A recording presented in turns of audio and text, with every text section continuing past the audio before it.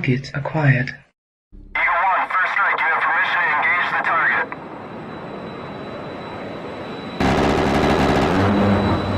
Warning: the following video contains explicit language which may be offensive to some viewers or inappropriate for children. The content within this video is intended for mature audiences only.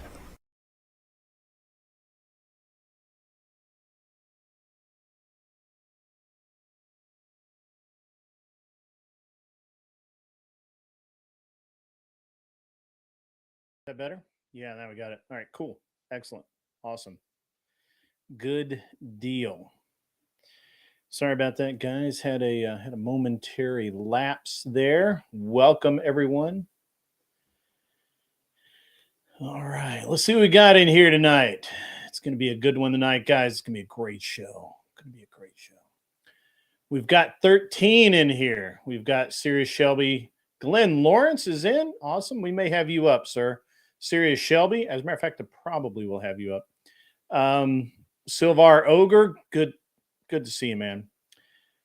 We've got effing Epic. John Deadman. What's up, man? And Smoking Spaceman.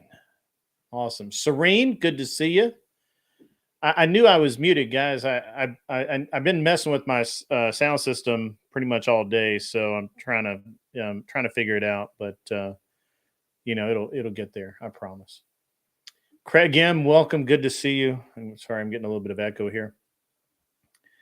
And we got a good topic tonight, guys. And there's a couple of things. Let me give me 1 second. I got to make an adjustment to my sound equipment. It is it's kind of killing me here. Killing me, Cotton. It's killing me. It's my there we go. That should do it. You guys hear me okay? Mic check, mic check, mic check, ball check. Hair of the chinny chin chin check. Check it out. Nothing. Did I go get really quiet? I don't think I did. Good? All right. Excellent. Good deal. All right, guys. So we got a couple of really good subjects tonight. I've been kind of moving around in some different circles the last couple of days, man. And let me tell you, I'm so glad that I kind of, I'm not saying that I stay in my lane, but I kind of stay in my lane. I kind of do what I do. I don't really bother anybody else. I really don't care about anybody else. And I've been watching the last couple of weeks, man, where we've had so many people, so many haters, so many weirdos, so many just malcontents. And the last couple of days, man, it's been a joy, just going around on different panels and different, having different conversations with people. I was on basically all day yesterday, and I don't normally go on Thursday after my own show, but I was on nearly all day yesterday, and it was great. It's really a good time. Had a great bunch of conversations, and just had a great. It's just a really great time, and so I hope that everybody's having a great day. We got a couple of good subjects. I'm going to get to them here in a minute. I've got a couple of small housekeeping sort of things to do, and then I'm gonna roll right into it. Right, yeah, you got to stay on track, man. You do have to do that. So everybody's aware of all the drama that everyone's been having, and how some of it I've been kind of drug into, but not really. I actually did, in my opinion, I did a great job of just kind of wading through it all, and I did that because I really didn't want to have to worry about losing friends or getting getting people angry with me, which I honestly don't really care if people are angry with me. But at the same time, you know, why live life that way? And I'm glad to say that only the people that I have absolutely zero respect for dislike me, and I'm okay with that. And all of the people that I have any kind of respect for, any kind of friendship with, have all turned out to be great human beings. And even though they may not like each other, that's okay. Not everybody has to like each. Nobody has to like one another. And we're just going to move forward. And I'm really, really glad that we seem to be doing better, which I think is healthier.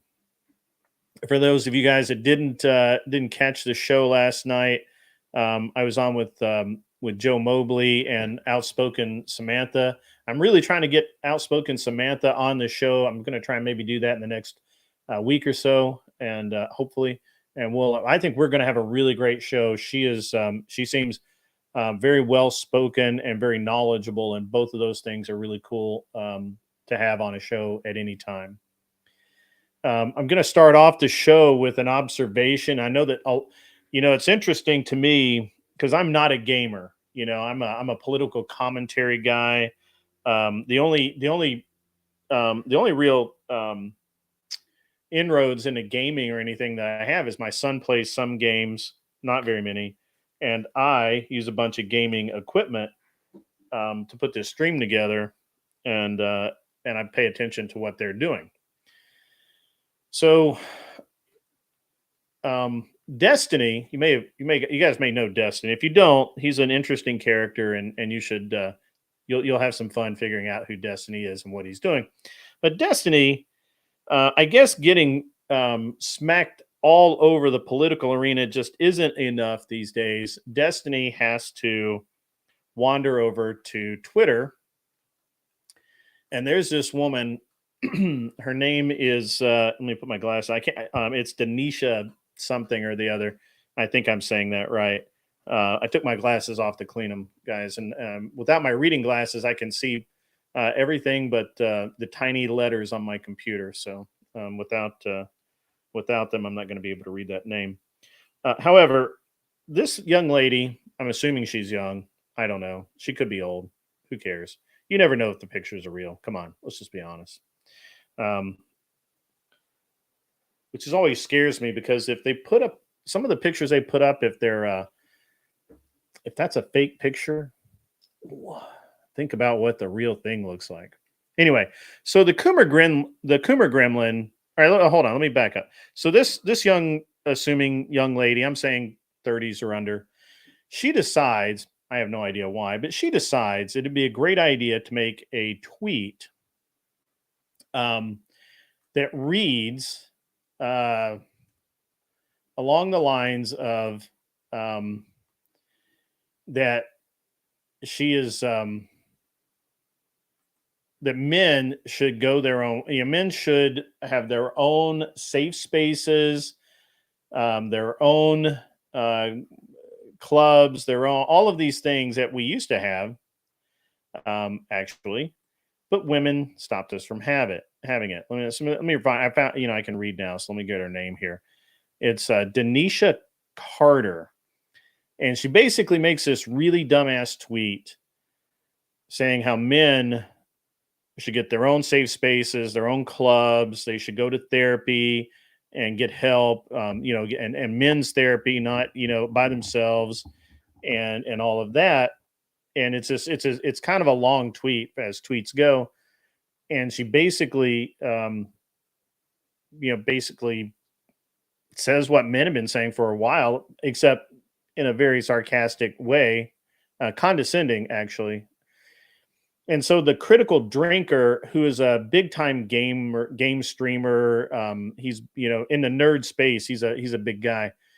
He responds with how women like Denisha are the entire reason the situation exists because they purposefully invaded men's spaces and made it impossible for men to have any such spaces. And just to point this out, that in the state of California, and I believe also in New York City, it's actually against the law to have a male only or female only gym or restaurant or club or bar or anything like that. You cannot discriminate based on sex in any business. You just can't do it. It's actually against the law. So, what this and I'm absolutely absolutely positive that this lady was one of the ones that voted for that law to exist because she felt excluded from men's activities in some way.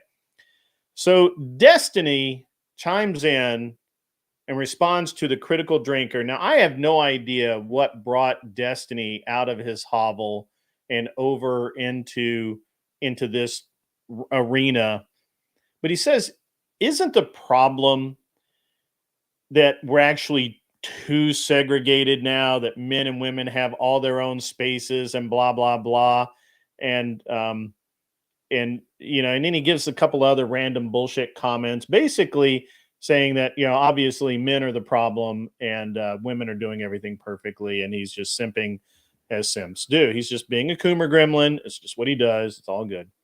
There used to be 13. There absolutely used to be a chain of gyms called For Women Only.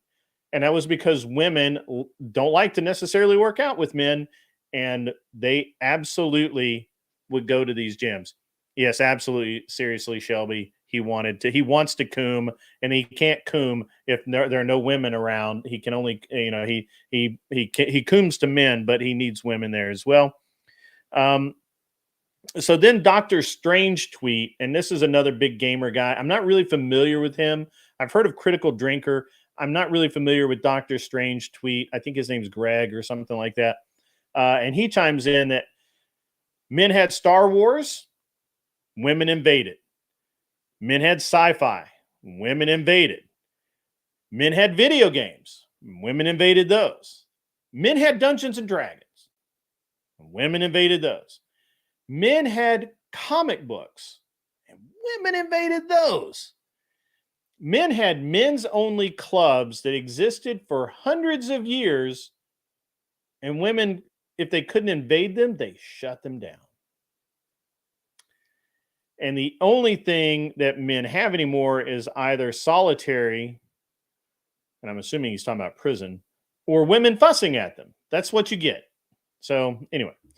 And Destiny chimes in again and says that boys will joyfully engage with this kind of rhetoric of, men have their spaces, women have their spaces, and we have mixed spaces as well. And then wonder why they can't find a girlfriend. And Nerdrotic comes in and drops a bomb and ends the thread by saying that, Destiny, I understand why you're upset. One of them found your wife. End of thread. Nuclear. Nothing lived. So, yeah, they slaughtered Boy Scouts this year. That's funny. And I really don't understand what brought Nerdrotic into this, because usually he's really techie, gamey guy. He doesn't usually, slum with the political commentary, but he just dropped the massive bomb there, and I thought it was funny. Again, I'm not a gamer guy. I'm not into all of that kind of thing, but I thought it was really fucking hilarious.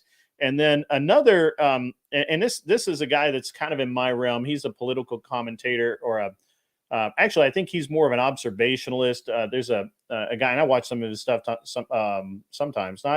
He puts out a lot of content, so I don't catch all of it. But his name is his screen name is Taylor the Fiend. And Taylor, and this is what kind of brought up the subject tonight. Hey, basically that women go into these marriages now where they go into it with an escape plan, and then they are angry when their escape plan works, and they no longer have access to the man or his money, the house that gets sold, and everything, and that's that's all about it. And it's hey, what's up, Chaotic Truth? Hey man, if you want to come up, dude, if you want to have a great discussion, come on up, man. That'll be great. Yeah, Taylor the Fiend, let me tell you, man, he lays it out hardcore. That these women are going out there with these escape plans. They have a real um, um, tendency now to get into a marriage in bad faith. Personally, I believe that I think it's absolutely 100% bad faith for a woman to get married knowing that they're going to get divorced. I think that it's problematic on a bunch of different levels, and it's really a tough sell for me to really kind of get into it. Welcome, Cheryl. Welcome, Chaotic Truth Live. Welcome to everybody. Flow State, tread carefully, or I don't really like you, and so I just assumed ban you is not. So, just fair warning, I'm in that mood. So, anyway, Glenn, how are you, sir? I'm in a better position than Flow State at this moment, it seems like. Dude, I'm not getting banned. And so I'm good. Had to talk shit and make us really cool. Well, actually, let me say, I can't say it's really cool, but he absolutely made a stream with that Resto Chesto dude. I've been sent a couple of clips from it. And you know what, Shelby, just ban his ass. Just get rid of him. I haven't even seen it, so I have no idea. Fuck that guy. Get him out of here. I mean, I've heard of that he did it. That was his verbal combat, right? As well. Yeah, you're on your hero's journey. I heard it. Get the fuck out. I don't think I watched it, but I know of it. So, well, anyway. Bye, Flo. Bye, Flo. Our monthly flow is come and gone. That was a quick period. You just had a quick man straight? Just man-strated? Yeah. He man-strated. That's funny. But as you know, Glenn, and this is, and Taylor the Fiend is really kind of brilliant in the way that he approaches this, because he's really pointing out where these women go into this absolutely in bad faith, just absolute bad faith. There's no mistaking that they enter into the marriage with absolutely a plan that it's going to end, and they are going to end it at some point. It's just a question of when. Cheryl, I had a great week. I actually have had a good week. I got to argue with some people, and I enjoy that. I have a bunch of I had a bunch of content this week that was just great. I've had my numbers are a little low this week, but that's okay. There was some people did some special streams that I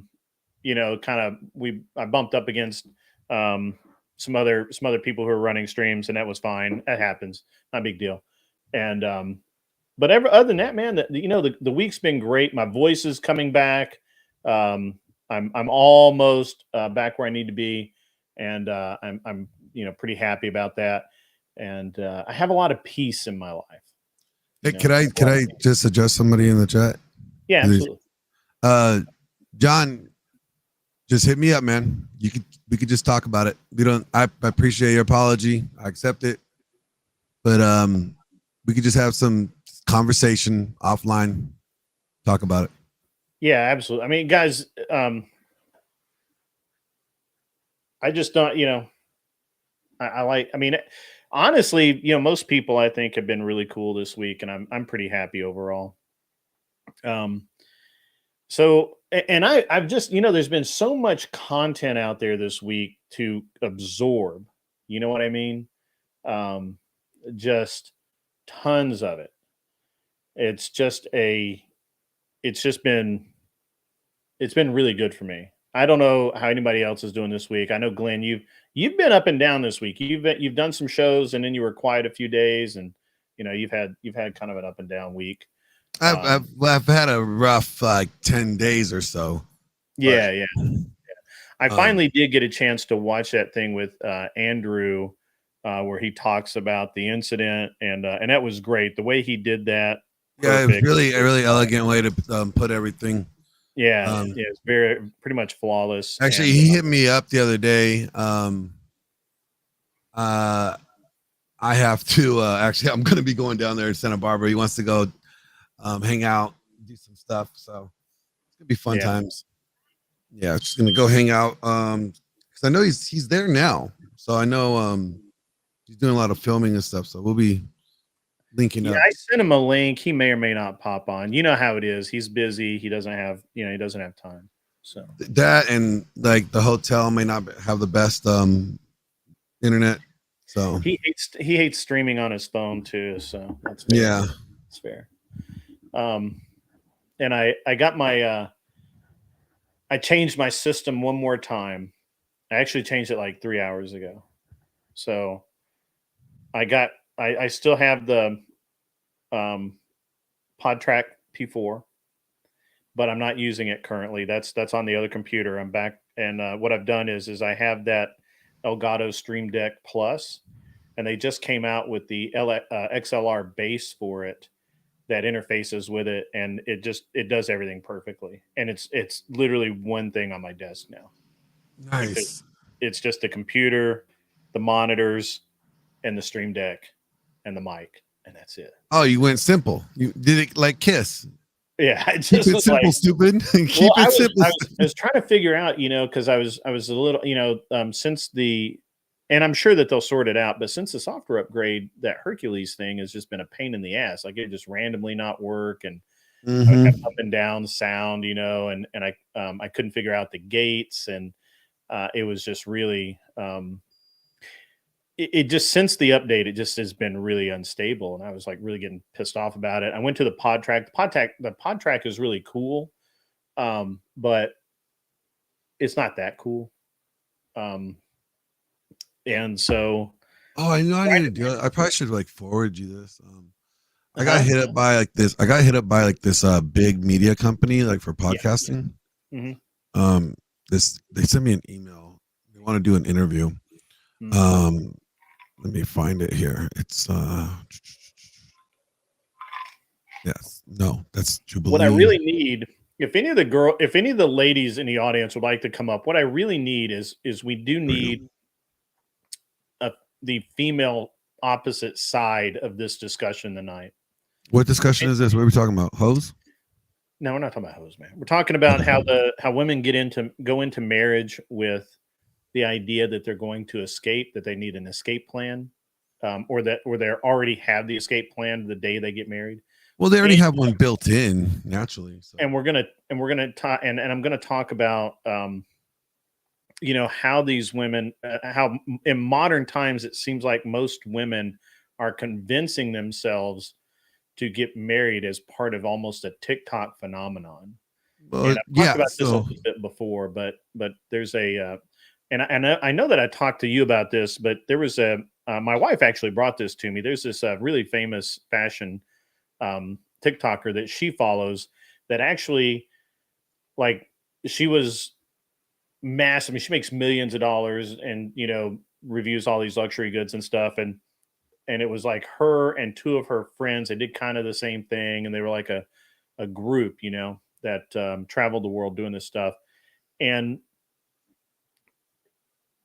the other two women who were older than her got divorced, and then they pressured this girl to get divorced, yep, even it's though a she was contagion. perfectly happily married, and there was no reason for her to get divorced at all. And the other two women's husbands were just like, okay, get the fuck out of here. The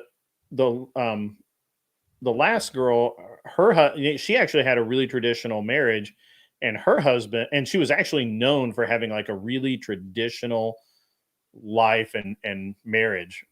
So when it was like really shocking for her to get married, and then of course, or get divorced, and then so when she did that, it literally has started this this kind of prairie fire across their version of TikTok with all of these young girls who follow her, looking at getting divorced, and young, or I should say young women, but getting divorced as well.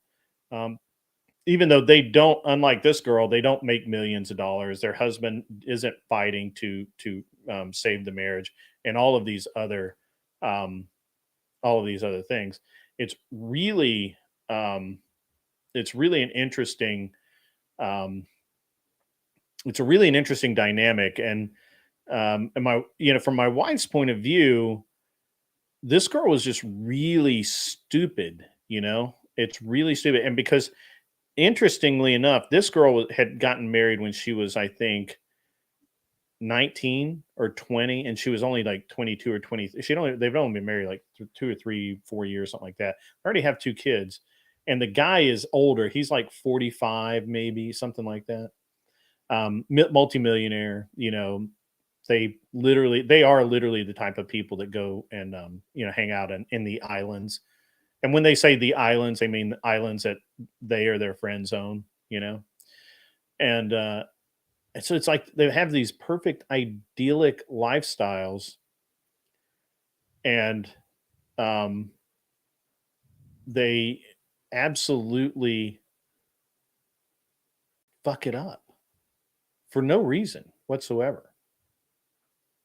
And it's really interesting. I mean, it's really, really interesting to me, anyway, that they're doing this. But and the real cause, the real interesting effect is that um,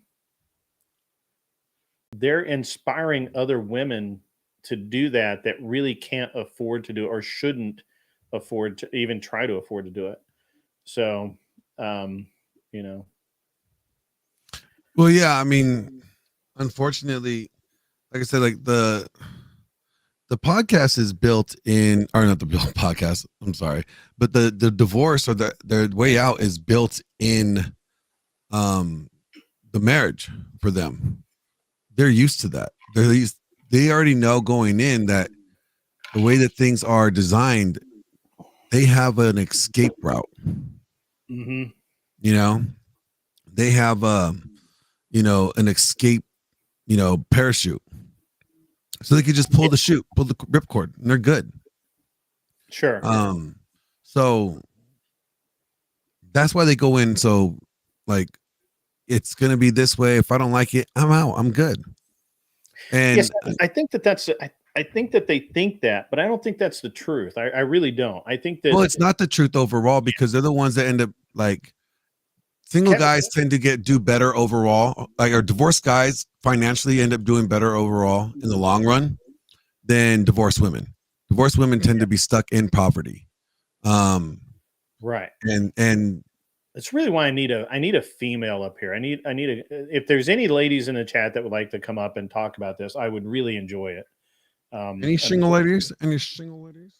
Well, married lady. I mean, my wife and I had a really long conversation about this phenomenon, because we know people who are kind of in this situation, who kind of, I'm not, that it could very easily happen to them. And to me, the interesting thing is that, and it's probably only interesting to me, but it's interesting, is that these women now, these TikTok girls, they're a different story, because let's face it, this girl's like 22, 23. She's absolutely gorgeous. She has millions of dollars. She's gonna have no problem locking down a dude if she wants one. But most of the people that follow her are not that. You know what I mean? Like, they really aren't. Like, they're really older, right? So they're going to be maybe 27, 28, 29, 30. And let's just face it, if you're 30 years old and trying to get into a relationship, you're probably fucked. And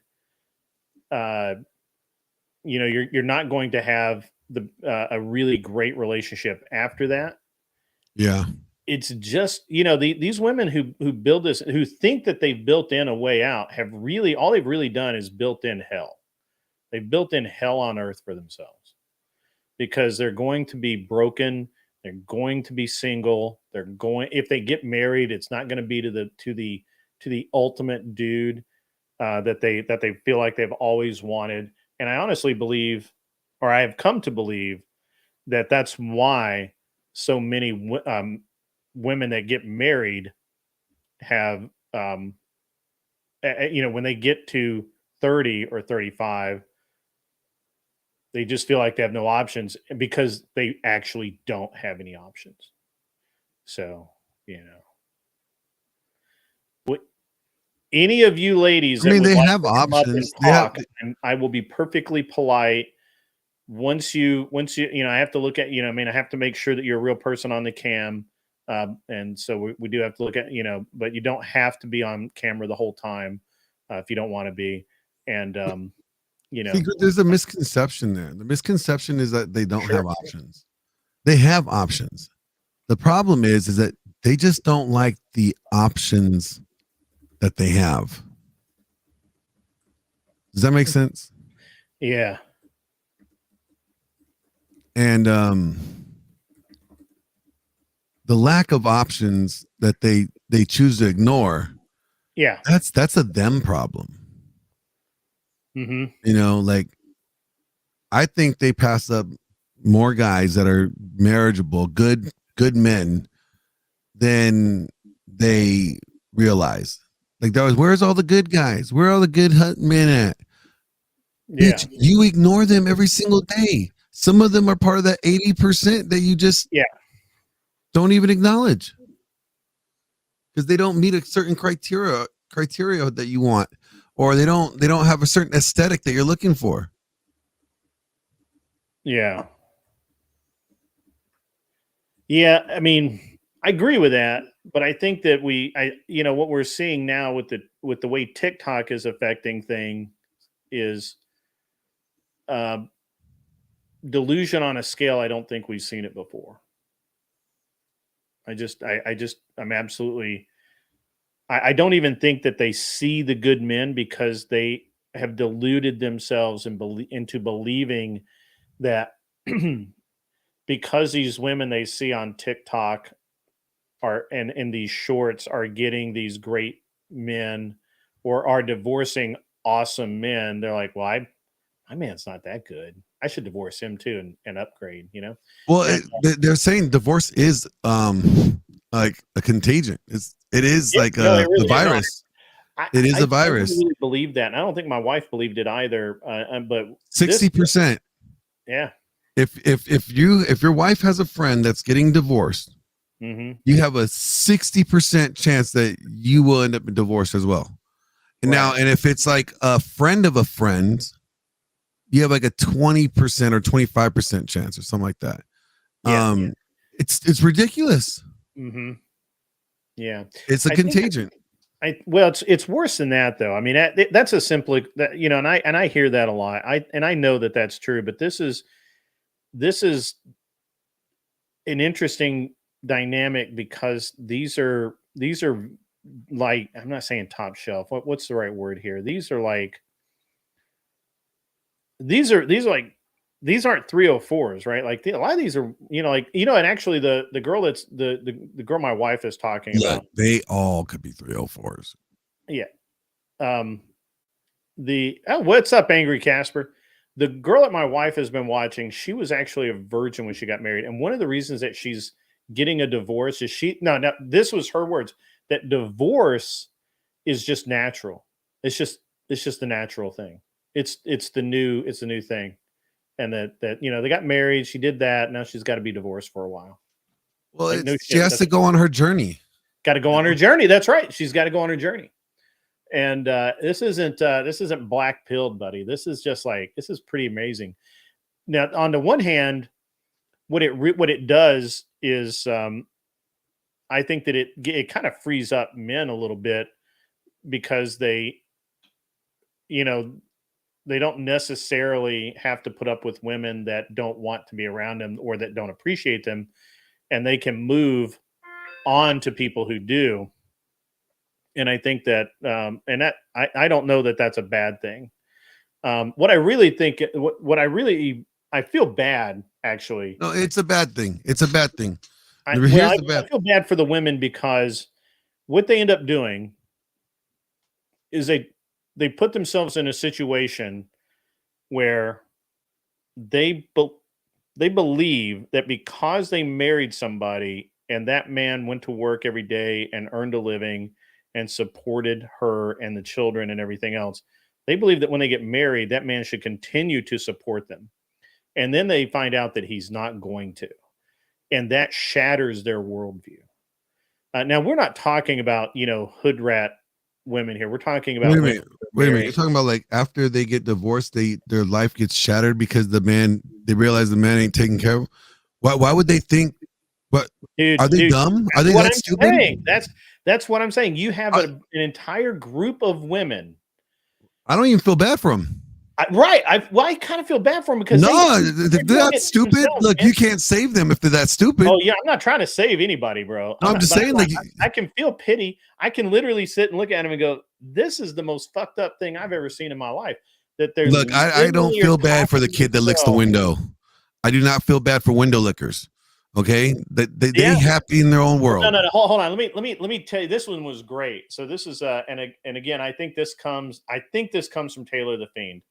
He has this. Of course, he trolls TikTok. I don't do TikTok. I don't think my kids do TikTok. So these women that he's looking at, one of them, I guess she was making like $300,000 a year. She gave up her job because her husband wanted to travel the world with her, and he could afford to do that. And he wanted her to not be tied down by her job while they did that. Well, for some stupid ass reason, she just divorces the guy and expects him to pay her.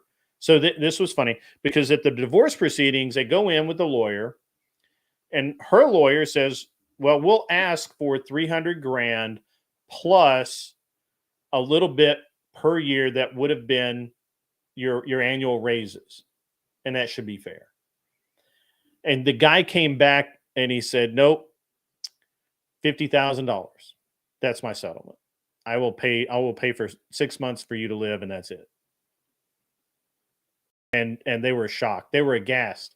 And I'm like, I think it's awesome that he gave you 6 months worth of expense money to $50,000 is not a small sum.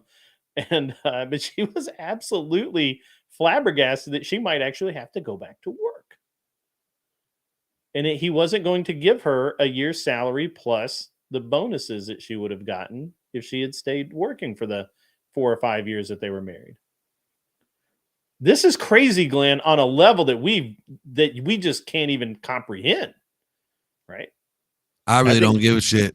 I give no shits. I give no shits. I have zero fucks to give. I ran out of I have ran out of fucks this week, so I ran out of all the fucks I would give. Yeah, you've had a rough week. I find it so interesting because I know women who literally think this way, and I know women that do too, and I've argued with them, and I've told them, like, look, you are stupid.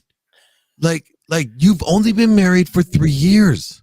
Yeah, you divorce him, right? Yeah.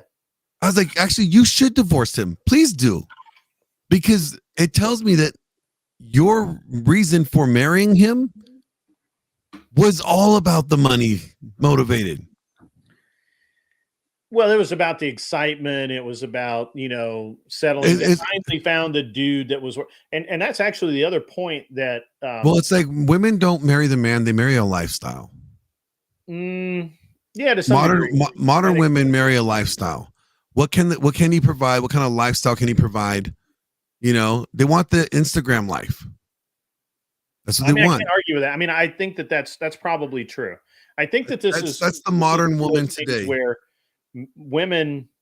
I don't know if it's absolutely. I mean, I think certainly some do absolutely marry a lifestyle.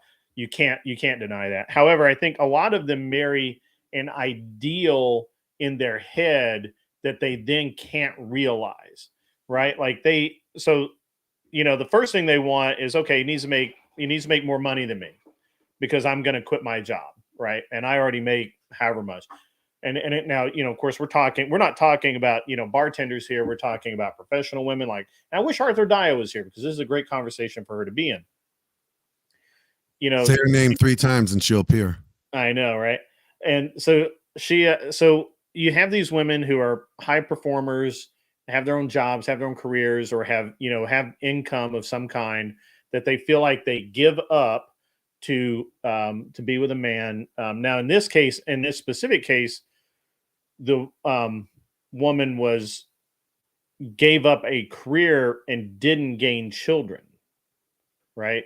She just literally went and traveled the world for however many 3, 4, 5 years, whatever the fuck it was, and then she just got bored or didn't feel like he was paying enough attention, or he worked too much, or I forget what the exact complaint was, but it was a standard complaint, right? Either he worked too much, or he didn't care for her enough because he was working too much, and whatever it was, and she wanted to divorce him. And she absolutely convinced herself that she was entitled to, $300,000 of this guy's money, despite the fact that she had not earned a dime and he had paid for everything for however long they were married. So this is always the interesting thing, and I take Taylor the Fiend's point of view here in that I 100% believe, and I've kind of moved my position on this a little bit. Before I was like, zero out of pocket, period. There's no reason for a man really to give anything to a woman that he's divorcing except to cover the kids. Assuming that she was gainfully employed when they met, and she wasn't like some supermodel that he. You're not going to start simping, are you? Huh? You're not going to go simp on me, are you? No. So originally I thought, well, just don't give them anything, right? And then I like that. Good idea. Well, why would you, right? And then but now I'm even more locked down on that because these women are asking for money because they don't feel like they should have to go back to work, but they haven't had to work for years because the man has provided everything for them. And, that just seems weird to me, right? Like, it seems weird to me that you would ask somebody who's already paid 5 years, 6 years of someone's life to then ask them to continue paying for your lifestyle. That seems so weird. And it's an entitlement. It's entitled. They have this entitled feeling like you should. And see, here's the thing. You got to remember, like, the divorces in the 80s, in the early 90s and stuff like that. Like, yo, guys were getting raped like that. The guys that were paying like alimony, those big dollar alimonies, they were paying for women's lifestyle after divorce, even for like 5 years. Well, that's these true. women were getting, so much money. So they seen this, and it kind of not necessarily became normalized, but it was a often occurrence to the point where it's easy for one to assume that would be them, or that they would be entitled to that, and blame it on California and New York. I blame it on California. Yeah. I mean, yeah. Everybody follows California. New York ain't shit. They follow us too. They're going to follow us right down to the hell. I think the reality is people just absolutely decided that at some point, some idiot judge somewhere awarded some bimbo a bunch of money, and then all the other judges took that as the way things should be. And that was dumb. They set a precedence. And see, if it was a fault divorce, no problem. That means I'm only talking about at fault divorces. Yeah. I think that we should keep no fault. But no fault means no money. You ain't getting shit. Well, I mean, see, okay, that's the way it is in Tennessee, right? Tennessee is not at no fault. You can have a uncontested irreconcilable differences Mhm. case. But if one side contests it, then that's thrown out the window. Yeah, like for me, it's like the way I look at it, no fault means no money. Yeah. You just want to leave, there's no reason to leave. Cool. No money. I can't even see giving money now. I can't even see giving money if there's a reason to leave, because a lot of these women invent reasons to leave, right? Like they're I know I'm literally talking about if inventing- there's legitimate, I'm talking about legitimate reasons, like the guy is cheating, you know, or the guy did leave his family, or if the guy did like assault her, you know what I mean? Like if it's a legitimate claim, and let's say like, okay, he assaulted her, right? And we got a domestic violence case against him. We see that there was a, you know, already a judgment against him for this crime. There we go. There's your fault divorce. Cool. Yeah. Now you can get divorced. You know what I mean? But if you're gonna say that he cheated on you, you better have that sex tape ready to drop, because you ain't gonna get it just on, you know, hearsay. Yeah. Yeah. You know, Yeah, but I mean, man,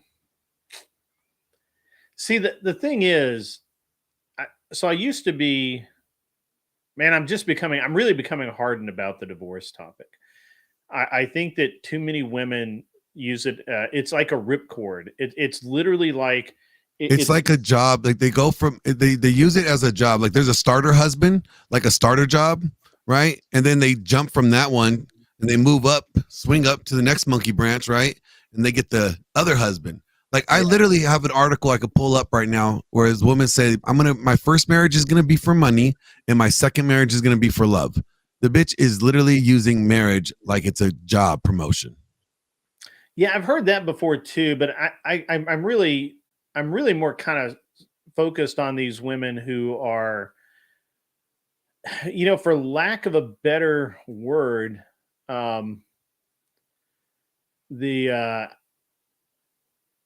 lack of a better word, they're, you know, they're not upper crust. It's really not the right term. It's You're thinking of the ones that had a silver spoon up their ass. Yeah, and like, yeah, well, or you know, grew up in they found privilege. it. You know, like they're you know, just they're not like, I don't know how to. These are women that have no reason to get divorced, right? Like they have plenty of money. They have, you know, they're not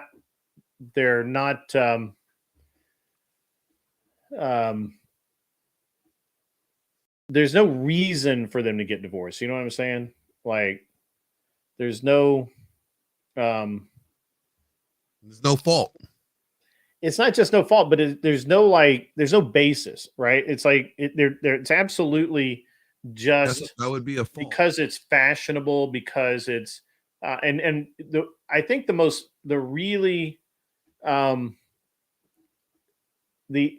interesting thing about it to me is that they really there really isn't a reason. It's just they're doing it because it's what everybody else doing is it because they doing. can. They Yeah, can, because and there's no there's- consequence. And then when they find out that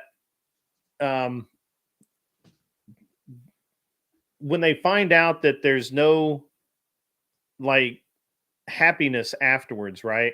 Like there's no golden rainbow that they were promised, you know, and nobody's going to pay them extra money. Nobody's going to, you know, do anything about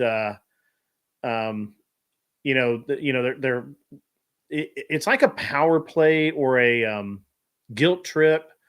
Yeah, they want us to However feel you want bad to look about at it. it, right? It's just, it's like they feel like this is going to solve all of their problems, but it just doesn't. And I'm and what bugs me about this so much is they're like, well, the house sold, you know, just one woman is like, well, the house sold today and the settlement was finalized, and she's like, I don't know why I'm crying. And I'm like, why Because would you just ruined your life, and you ruined just your life? Yeah, right. You just well, then, and hopefully in 6 months everything will be fine, and I'll be back on track, and everything will be great. I'm like, why did you come off the fucking track? What was the reason? And this is a difference, I think, between men and women as well. If a man, and not many men do, but if a man actually made a video about getting divorced, he'd be like, yeah, she cheated on me. Don't want to talk about it anymore. This is what's going on. It'd literally be like a minute and a half video, right? Like it would be totally you random. must not have watched some of these videos. What, the men? Yeah. Oh, I don't. I've never watched a video of a man. Yeah, you Going- don't watch them. Don't watch them. Because- Yeah. Yeah, because they end up For me, being it the would be ones this that it'd be like, hey, I got, my wife and I had some hard times. no, it's whatever, the guy, it's it's the moment right before they Party forever. Oh, Glenn, you got to quit hitting the button, man. He like punched I was out. right here the whole time. I didn't touch nothing. I touched didn't touch nothing. anything either. I It didn't was touch- you. I did, dude. I got both hands. You think the computer doesn't like me? No, it's like it's that moment they video it right before they check out Hmm. permanently. You know what I mean? Yeah. And it's sad because it's like they don't even understand why. Right. They're lost. They're like, I don't know what I did. I don't know why she left. Like I did everything. Yeah. I'm talking about when men file for divorce and seek a divorce. Oh, It'll be like, then it's like my video. Yeah, the bitch cheated on me 3 times. I couldn't deal with that shit. I said, fuck this shit, I'm out. yeah, it's like 5 minutes, done. These women are like, they'll and if you watch this Taylor the Fiend guy, a lot of these videos, dude, they insert piano music into it, man. Like they're just it's crazy, man. It's just nuts. And I just can't, dude, I just can't. Like it's just crazy. It's just I mean, and I don't know, man. I just couldn't believe it. I just couldn't believe it how really terrible it has been. And today was really like I watched like 3 of the videos, and these and women, even if you aren't married to them, a lot of these women feel entitled to half of your income anyway. Yep. But that is the craziest thing I've ever heard of in my life. Like Again, it's literally get your shit entitlement. together. A woman was dating this guy for like a week. He's a very well-off guy, and he was doing the whole like, well-off guy, rich guy thing, and he kind of said kind of curved her, said, "No, it's not going to work," and she's like, "Well, I've grown accustomed to the lifestyle that you showed me." Bitch, you grew in a week. Get the hell out of here. Right? Yeah. Like, why are we even talking about this? Get the hell all the way out of here. Like this is nuts. Why are we even talking? Like, this is dumb. And it's interesting, which was really crazy. So I was reviewing earlier. Not sure you know who Ruslan is. Ruslan is a Christian rapper. He used to beef. Me and him used to beef with each other because he didn't like the red pill, and he debated Rollo. This is when I was working for Rollo, and so I kept on calling him out on some bullshit and forced him to debate me. Like I annoyed him enough on Twitter to where he actually agreed to debate, and we became actually really good friends. like I just texted him yesterday because I saw he did a video with this other rapper, Christian rapper named Lecrae, and I'm watching the video, and not like to toot my own horn, but I'm literally hearing him repeat my sound bites to him, my talking points to him, to Lecrae. And I responded to him, I was like, that was such a great video you did. But he made a point. He goes, men don't have a model to lead after. So Andrew Tate arrives. And even the Christian guys are drawn to Andrew Tate because no one in the church is standing up. And it's going to the same thing with women. Women don't have a woman to stand up and be the model for them. Oh, they do. They have Cardi B. It's Cardi B. That's shit. There's so many women that women could model themselves after that. Where are they at? Are they out vocal? Are they standing up? Are they saying, hey, ladies, let's we need to do it like this. Besides Rachel Wilson, Yeah, a lot of them. I mean, I can think of just offhand. Candace Owens isn't bad. Like, you may not Candace, agree with her politics, but no, it's everything not she not says her about life. politics. She's not the trad wife. She's not the happy wife. Like she's not the. Dude, she talks like a trad wife. She walks like a trad wife. She smells like a trad wife. But she acts like a boss bitch.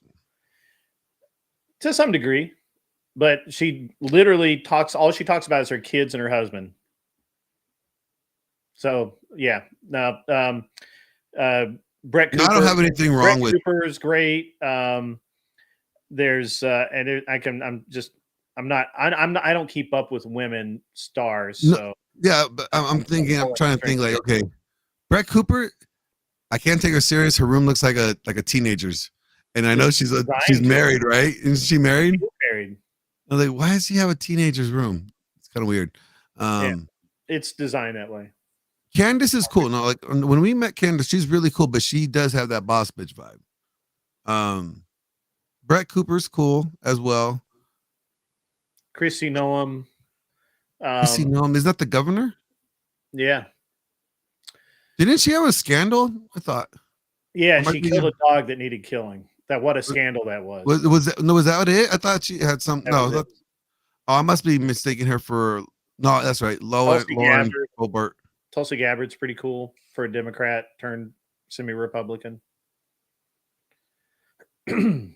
No, see, there's like a lot. actually, women actually have a lot of role models. Actually, I think the governor and I think Tulsi and the but whatever name Noam, those are absolutely horrible options. Who? Noam? Noam and Tulsi, they're absolutely horrible. Why? Because they're in positions of authority. So they're not supposed to be in. If they submit to their husbands, that's all that matters, Glenn. No, they're not being in positions of authority over men. Period. Nah, I don't agree with that. In the church, I can agree with it. I don't agree with it in practice. Why wouldn't it not be? I'm just out of your thought. Like, yeah, if it's wife has to submit to her husband in the home. Mm-hmm. Women have to submit to men in the church. The only place the Bible says a woman has to submit is to her husband. Yes, but it says period. Well, women, it's also she's submitting to the authority of the church when she's not supposed to be preaching, right? So the no women leadership. That's only in the church. And the home. She doesn't have authority over her husband. She does have authority over the home in light of her husband. Not the husband. Not the husband, but the rest of the home. I'm saying, so like if they're hold on. Can I just get my question out? Can I get my question out? Go ahead. So out of the three spheres, you have the home, the church, and then the civil magistrate, right? Why would 2 out of the 3 be under men, and then the third one is optional? The second one really isn't. All you did was say she doesn't have authority in her home, but she has total control of the home, but she submits to her husband. She only submits to her husband, and that's it. Nobody else in her home can tell her what to do. Period. I didn't say she didn't have authority over her home. I said she didn't have authority over her husband. Like in these 3 areas, right. One person, and she doesn't have entire world that she doesn't have has to submit to. A woman walking down the street does not submit to me.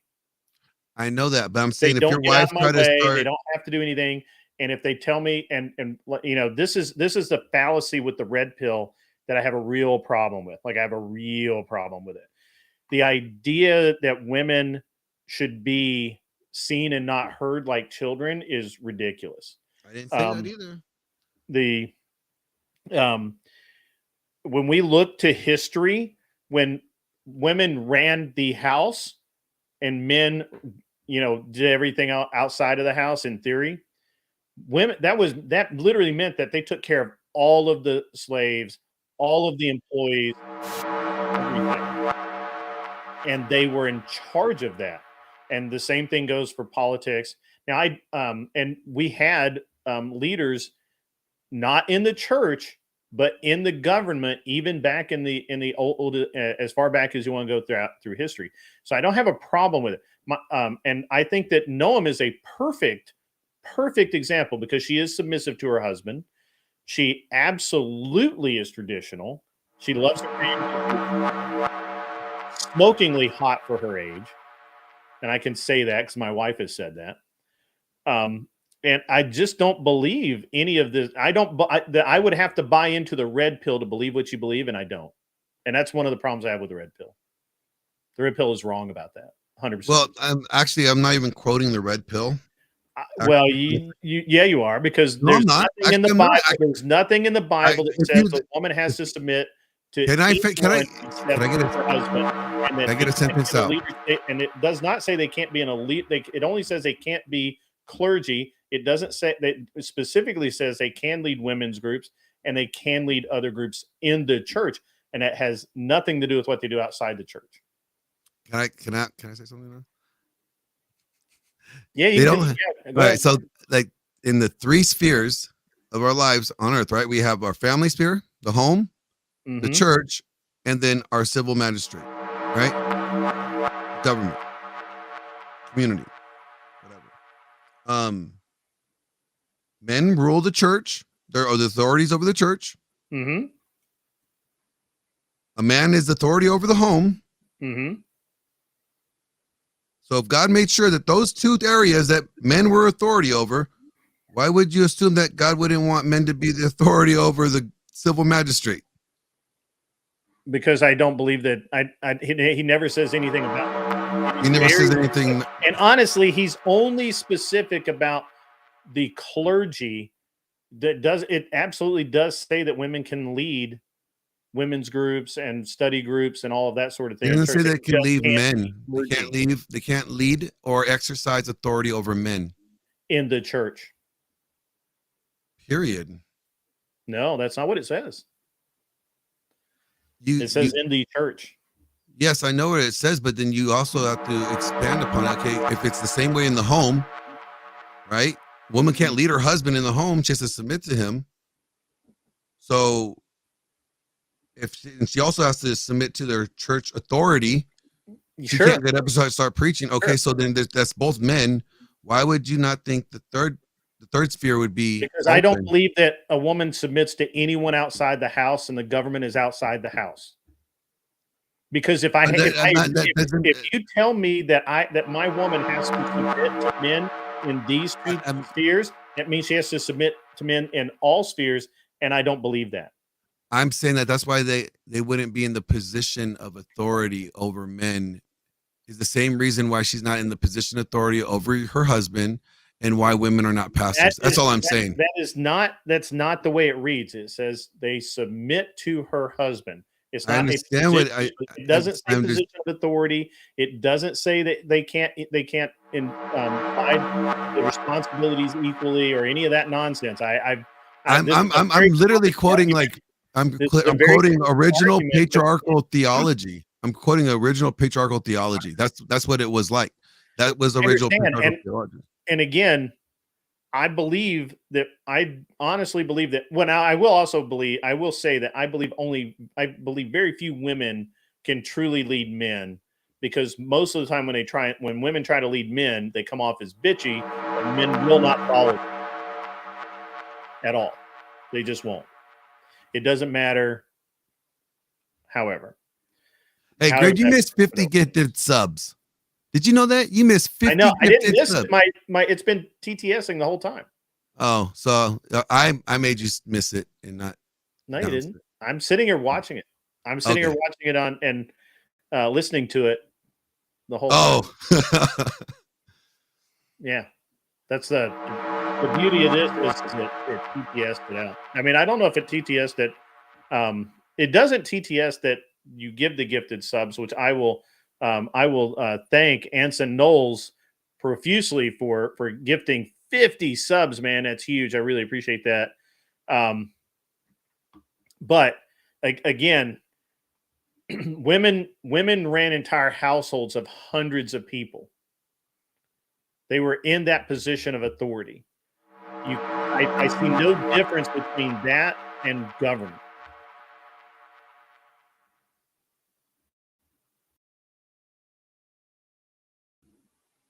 Sorry about that.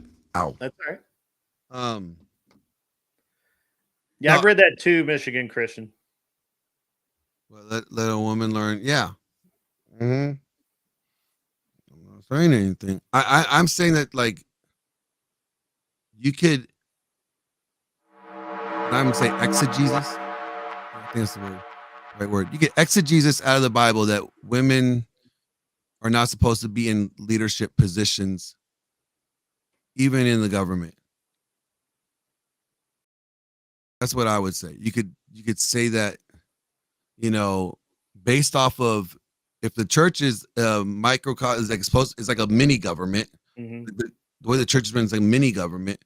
Why would it change from the church to society, like the culture or like this nation or the city?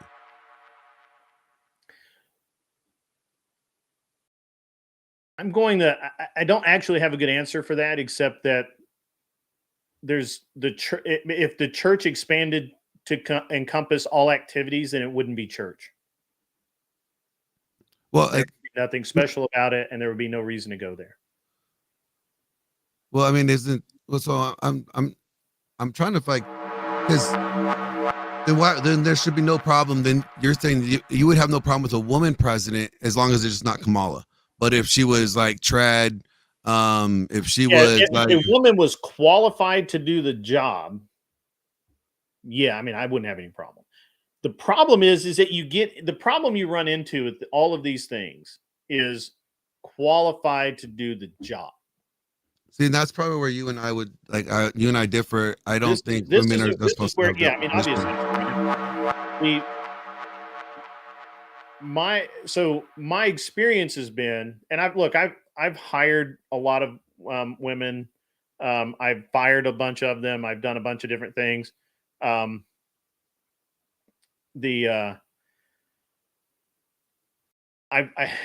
had women that could really lead and do a great job doing it. My wife is my wife is a great leader in her job, and she does an exceptional job. Joe Mobley, you're welcome to come up on panel, sir. I would appreciate your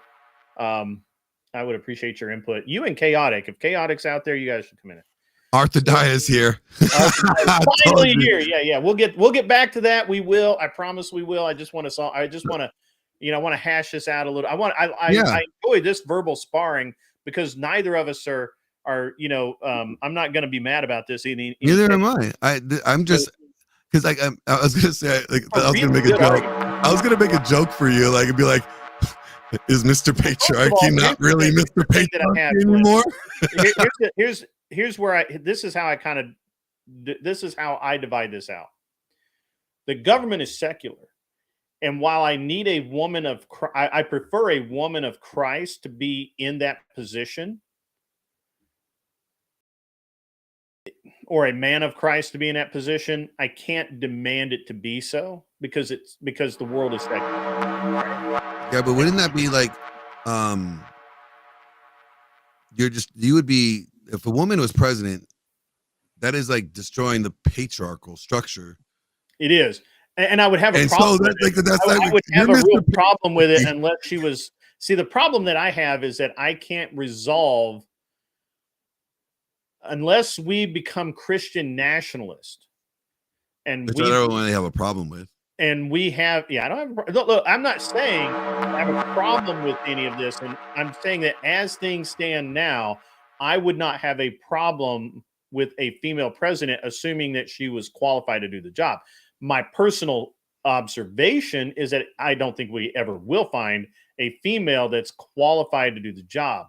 And there's a couple of reasons for that. While I believe that women can be good leaders like Christy Noam, I don't believe that women can. But then you're going to get women like Arthur Dye making comments like this. I don't believe that women can be truly great leaders because of their qualities, right? Because they are inherently female. Okay, well, you understand what we're saying? And I'll take all the heat for that I want. Like, right? Would you like? So I don't think a woman was created to be in that position. I think God created women to be in it. I agree with you. I believe that there's a limit to how far you can push that. So why would we want to put them in a position that they were never designed to be in from the beginning. That was not their function. Because I cannot dictate to the world the church's views, and God doesn't want me to. That's the problem that we have. I cannot enforce. Don't we do that when we vote? If we vote for somebody right? But I can't. But as a person, it would be really hard for me to vote for a female. Well, I'm saying, like, if we vote, because for a female to be president, I would have to have undeniable, absolutely inescapable proof that under pressure they make good decisions, and that Joe Mobley might agree with me, and that they put in a position where they have days of no sleep and a lot of stress.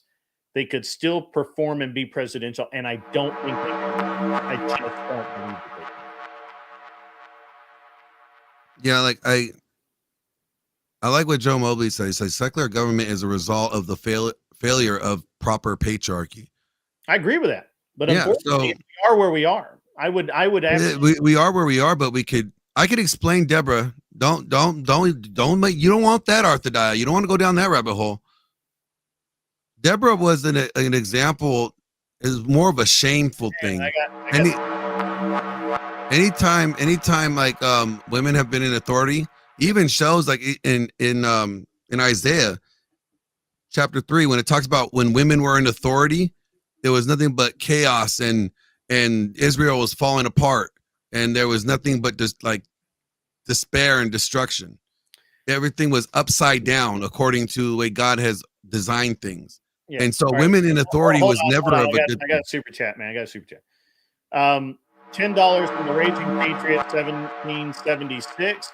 Divorce fucks up a lot of men, including myself. I miss being married and providing. I believed in the fairy tale happy ever after.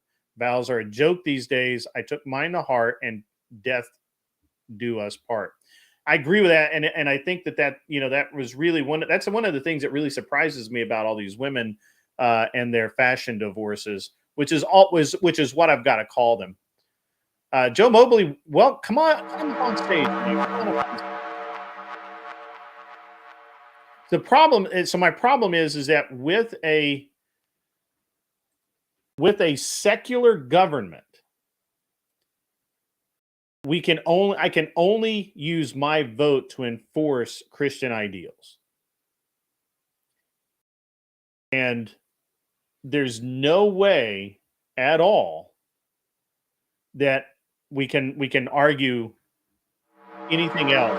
It would be great, 100% great, if we could go back to and be Christian. I think Christian nationalism is probably the wave of the future, but I don't know how we get there.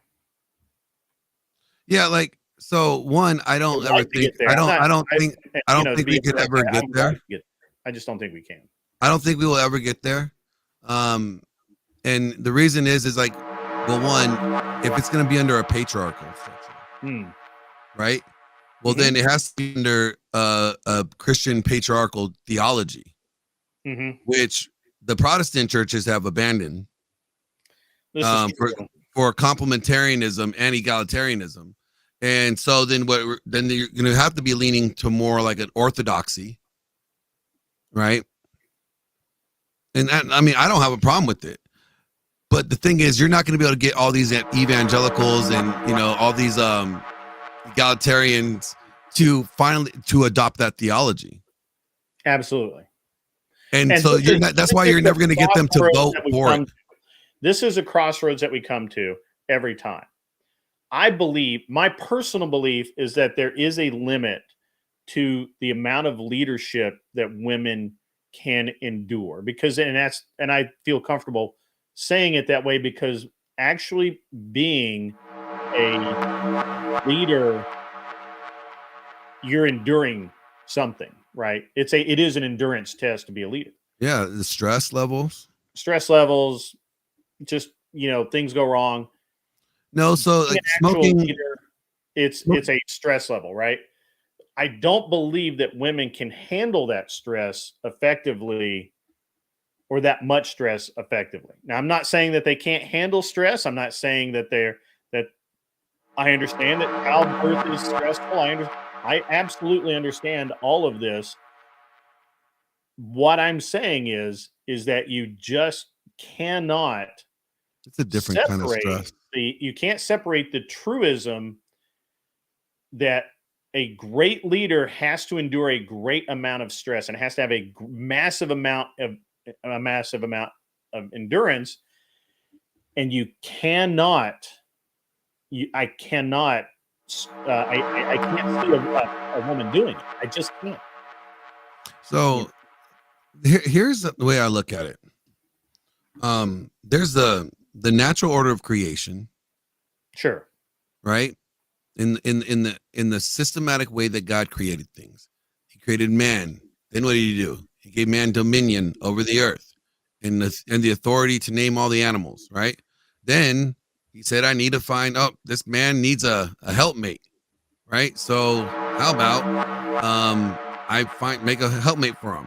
All right, knocks him out, takes a rib. All right. God Mhm. brings the woman to the Adam. What does Adam do? He names her. She should be called woman, flesh of my Mhm. flesh, bone of my bone. Adam had authority over her then. Then he names her again, calls her Eve. I think like chapter 3 or 4, Mhm. right? So we already see that even in the creation, even in the way that God designed things to be, he still put man in the authority, right? Mhm. And then Paul references why she doesn't have authority in the church would be the same reason why she wouldn't have authority in the civil in the world as a leader. Because why? She's easily deceived. If she's going to be easily deceived in the church, guess what? She could be easily deceived by Biden. This is the same reason why you want to get rid of women voting, is because they vote stupid choices. Sure. So if women shouldn't be able to vote, if women can't vote, they shouldn't be able to lead. I agree with you. You don't have to go down this path. I agree with you as a Christian. There's no doubt I don't necessarily believe in all women voting. I don't believe in that necessarily any women voting. I don't believe I don't have a problem with hey, Ben Thorpe just became a member. That's I interesting. saw that. I saw that. Yeah. It's gonna suck when I have to ban him later. I was like, can you like revoke that? Yeah. So while I agree with all of that, I have to face the reality of modern times, and the reality of modern time is that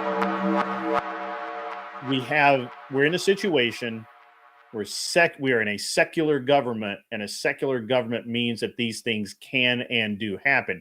Therefore, I have to pick the best. If we're going to have a female, we have to pick the best of the females to do it. And those females are, in my opinion, good examples for other women to follow, because they are about the best they can be, period. Right? Like they submissive to their husbands. They take care of their children. They do all of the things that they're supposed to do.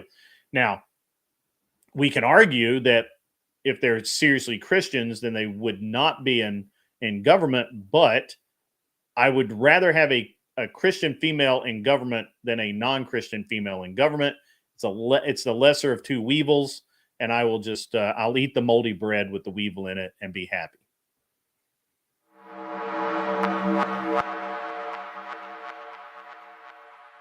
Glenn? I would rather have this is probably a hot take. I'd rather take a secular man over a Christian woman as a leader, just because that she's not created or designed for that role. While I agree with you, the problem is that modern men are worse than women. They're both equally bad, in my opinion. They're just equally bad in different ways. Lesser of the weevils than my moldy bread. I wouldn't know if they're which one is lesser or equal. I will take the high performing Christian woman over a failure of a secular man every time, 100%.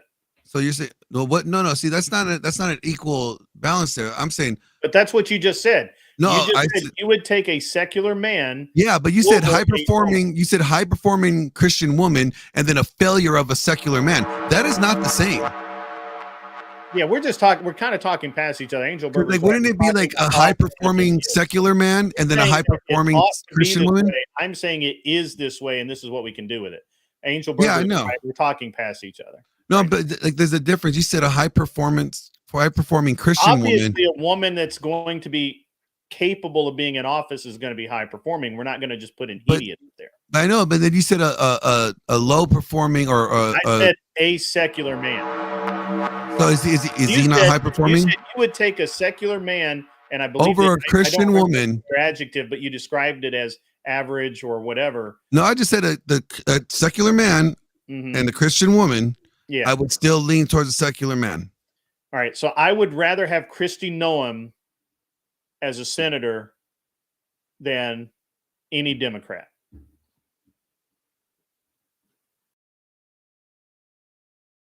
There's some I can see that.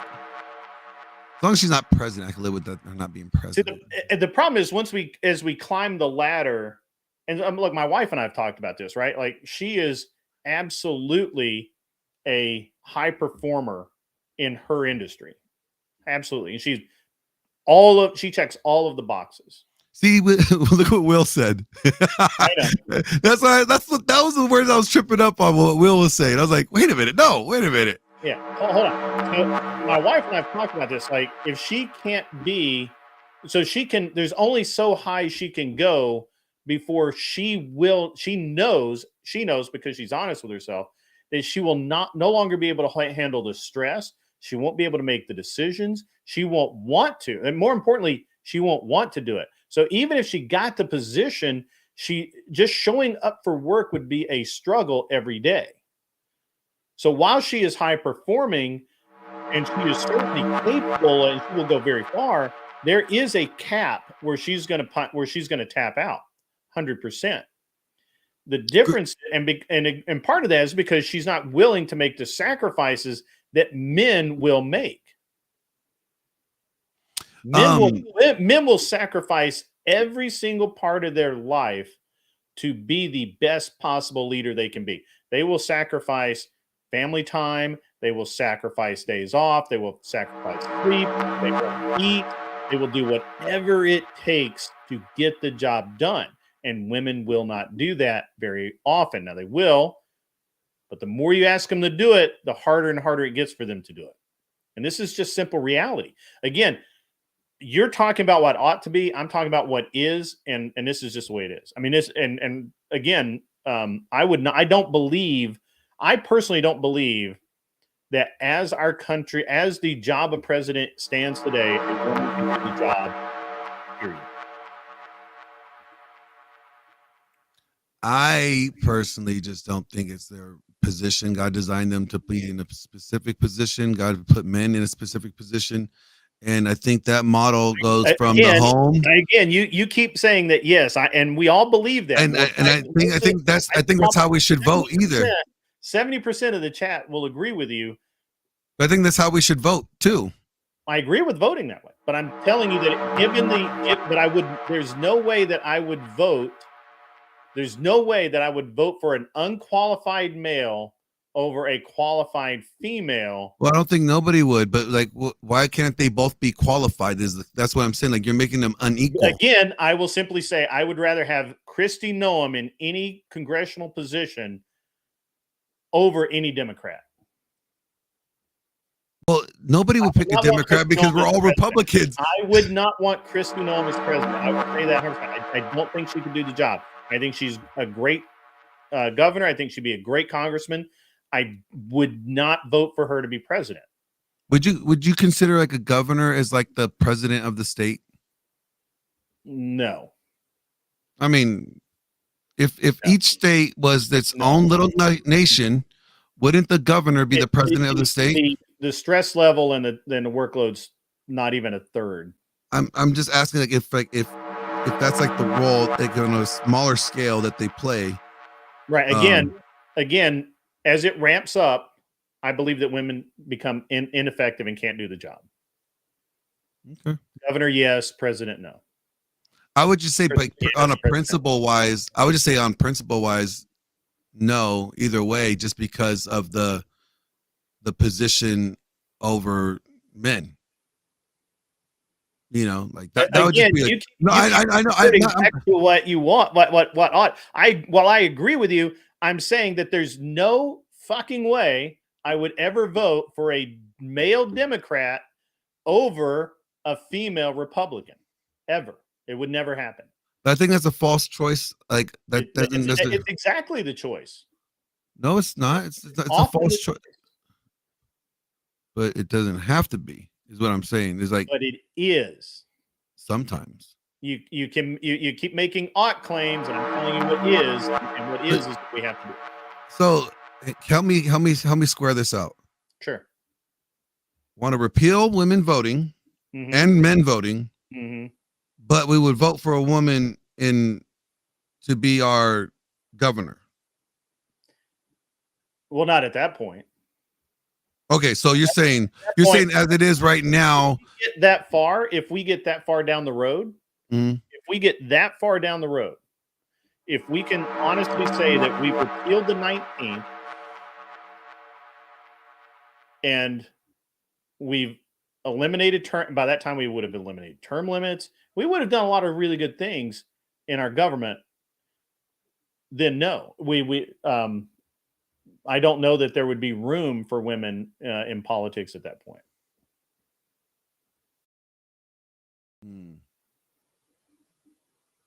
Okay. Again, I believe that it ought to be that women and men and women and many men should not vote. However, that's not the situation as it is. As it is,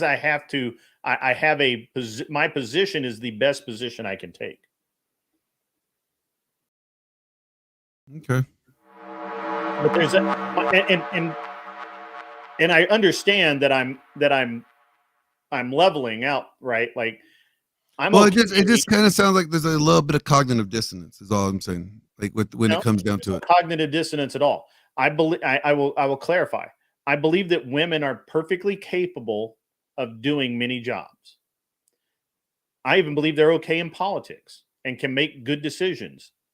I believe, however, that as the stress level rises, as the choices are more important and carry greater weight, and the job becomes more demanding, just like CEOs of companies, women at that point, they're just simply not made to do it. They just aren't. And so at that point, you cannot in good conscience vote for them ever, because you're then setting them up for failure. But up until that point, sure, why not? I never vote for the neither option, John Smith. That's gay. We don't do that here. Women belong under the desk in politics, beating Cheeks. I mean, Cheeks got a point. Sounds like Cheeks right there. Monica had a great job. Monica apparently did a great job. And she did a fantastic job, apparently. They have evidence. A lot of it. Yeah. See, and she got to be in the Oval Office, if that's what the women want. Yeah. Absolutely. Remember, I said I would have my own, if I was be able to rule the world, I'd be like, okay, presidents have their own secret service of hoes. That way there's no more scandals. These are their scandal hoes. Right. Yeah, it's a Lewinsky, Deadman. So let's call it a Lewinsky. I was waiting for John Mobley to come up here, and he's on baby duty tonight. Oh, he had the daddy. He got daddy role. You got to do the daddy thing, man. Do the daddy thing. She was the OG Octua. That's right. Dead ass. She did too. Again, we have proof. Damn, that was funny. That was awesome. That's awesome. But back to the original point of the topic, I do believe that we have good examples of women on the right. The thing is that nobody wants to talk about them, and when they do, it's in a very specific way. They don't even really like to talk about I say this about like whatever and all the panel shows. You know why like you don't get like the real like good role model wives on there? Because they're too busy being a good wife and taking care of their family and their husband. They ain't got time for no bullshit dating show. They out there. They ain't leaving their loving family to be on some dumbass show. Are you on crack tonight? I literally just said I would take a female over a Democrat. Period.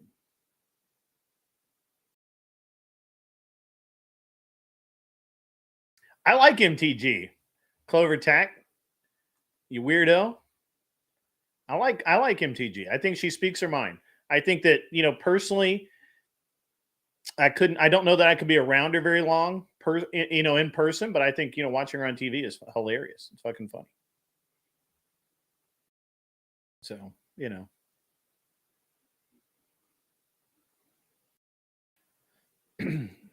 Cheeks, get up here.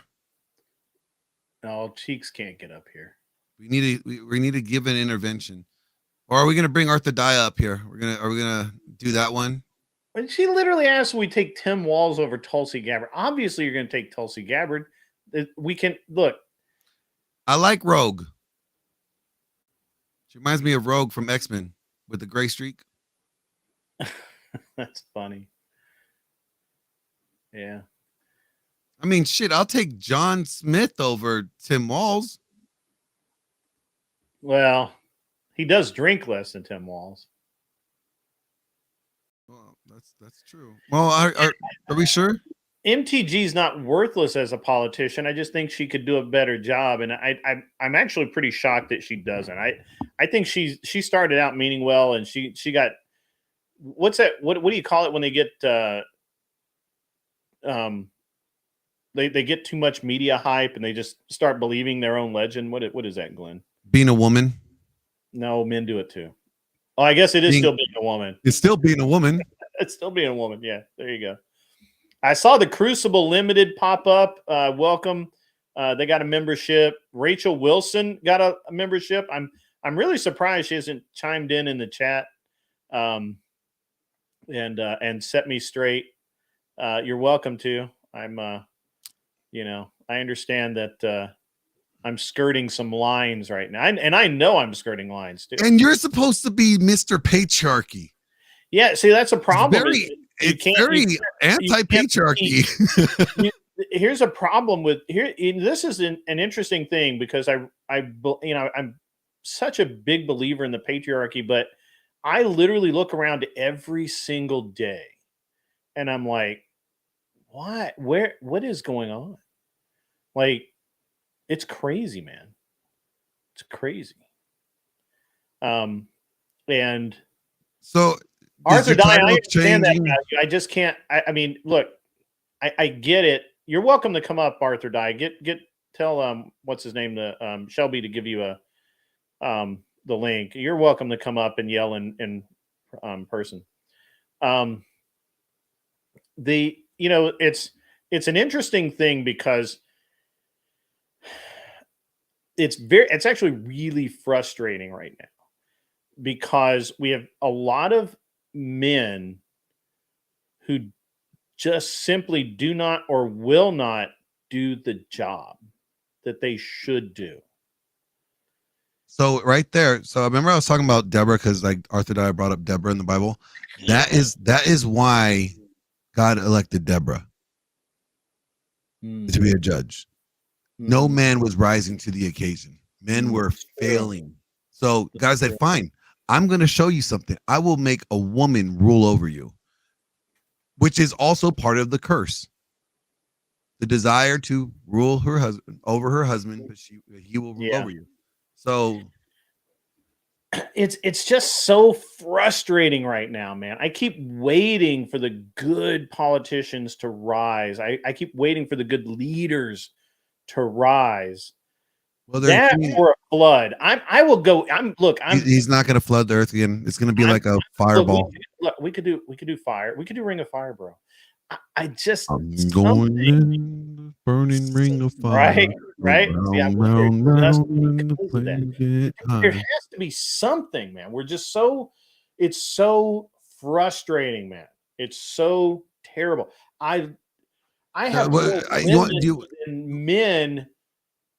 When we just did shotgun, we just did tryouts for shotgun sports. We had more women than men come out for clay sports shooting shotguns. Glenn, Why are these women invading all of our spaces? Shit, we can't where even shoot are the guns balls, Glenn?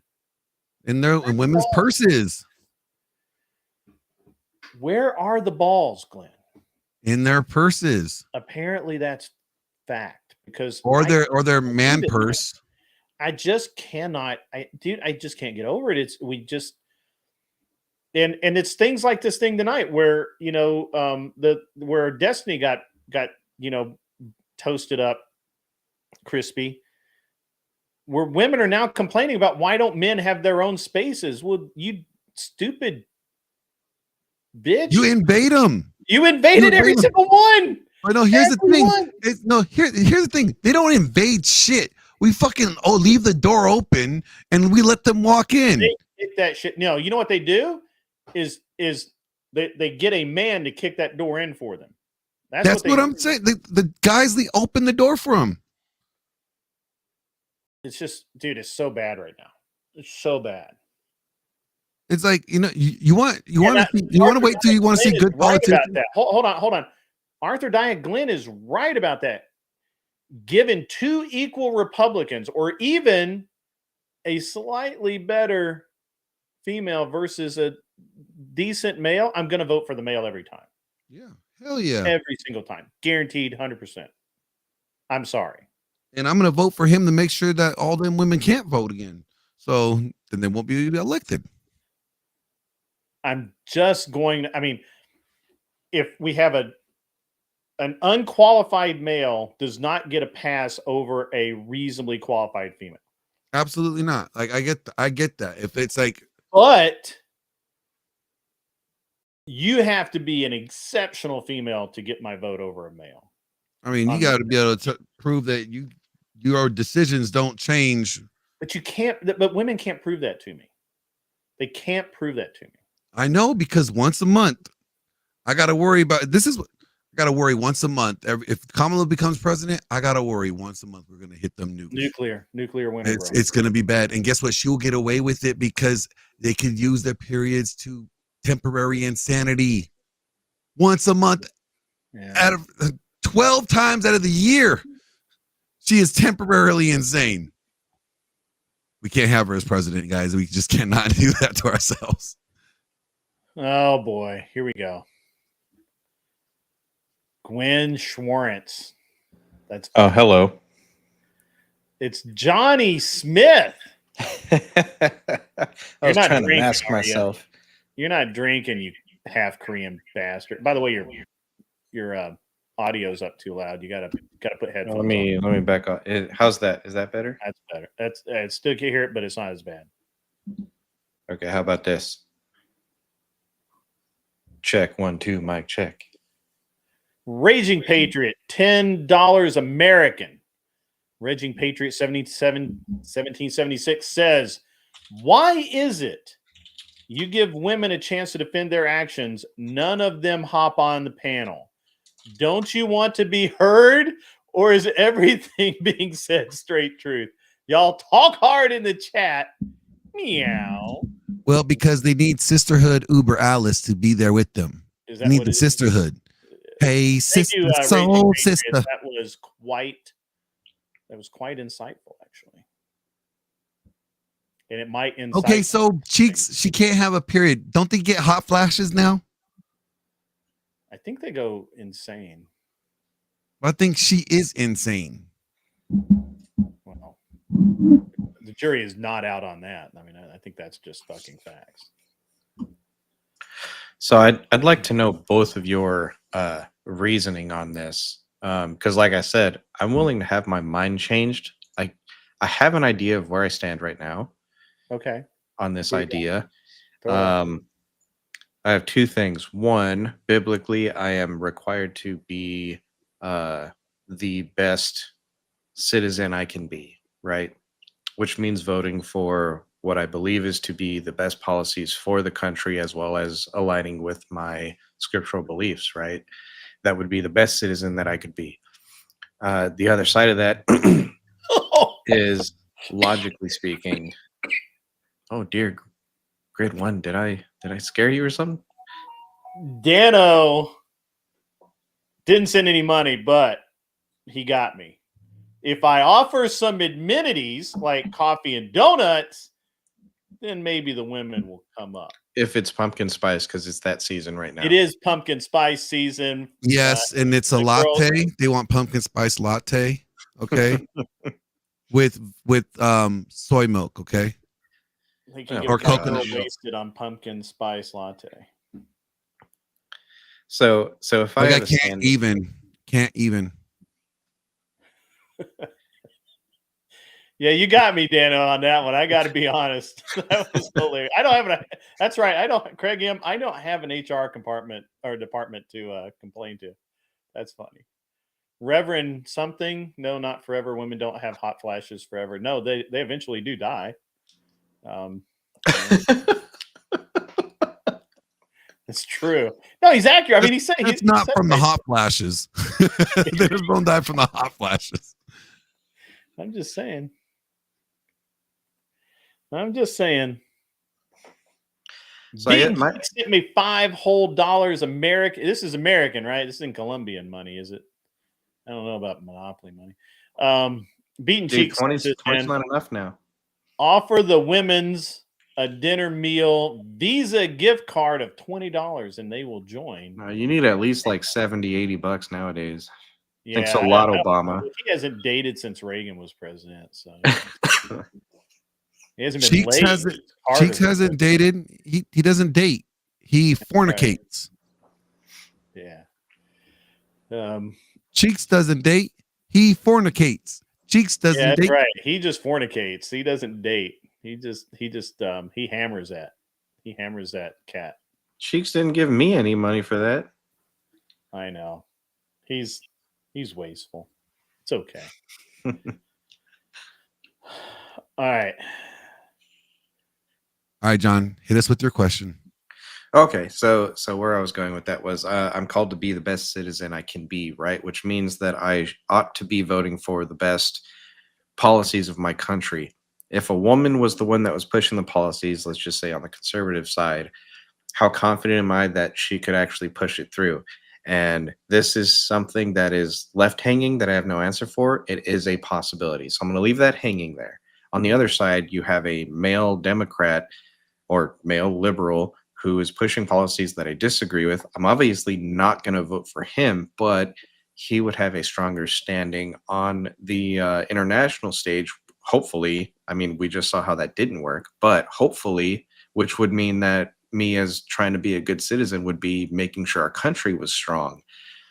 So in those two situations that I'm left with, I'm voting for policies that may or may not actually get pushed through, or I'm voting for a strong country that can withstand at least this election, hopefully, when you have those 2 points. But then Grid 1 said something that made me already start leaning towards voting for the woman. So, but anyway, like I'm kind of left up in that Her situation. Titties should not count, John. You're not voting on titties. Yeah, she's not going to show you her titties. Okay, well now I've changed my mind yet again. So so we're still where we're at, which is right in the middle for me.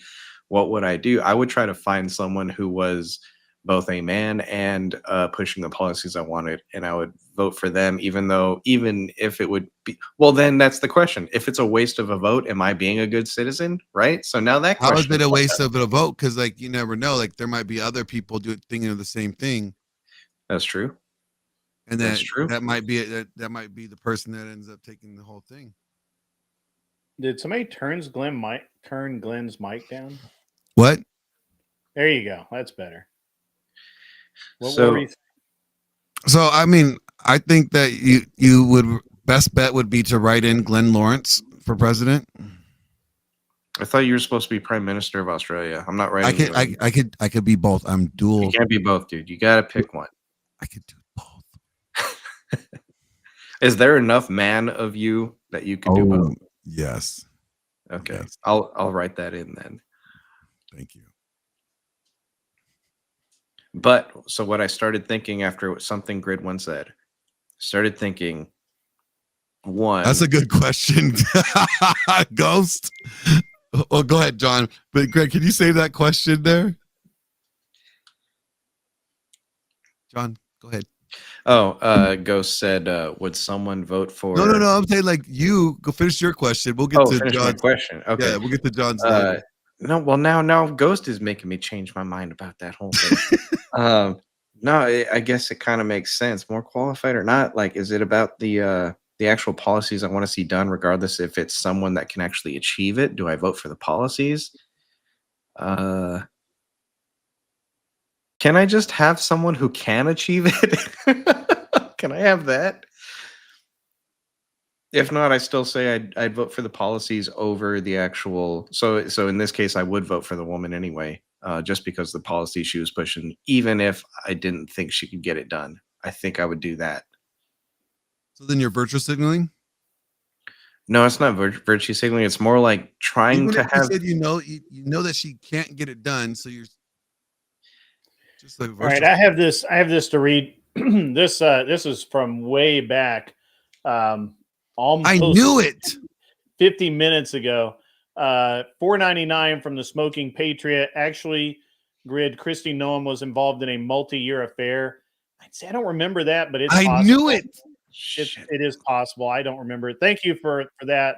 I missed it the first time. They got a hold of my text messages. Really I definitely cannot be governor now. Can't trust her. Can't trust her to be faithful to decision. Yeah, okay. But yeah, Glenn, I don't think it would be virtue signaling because I actually believe in the policies. Huh?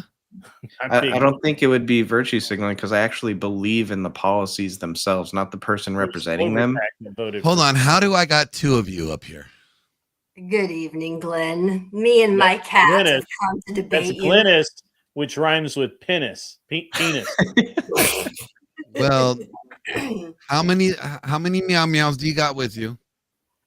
10 of them. I knew it. Meow. They're eating the dogs. They're eating the cats. Really stop at Joe I'm Mobley. voting for Trump because I'm pro cat. Joe Mobley coming in swinging with both fists. When do they stop having dumb flashes? Asking for Man, I think that's a condition that they just born with. It's a feature, not a bug. Man, that woman's got a condition, son.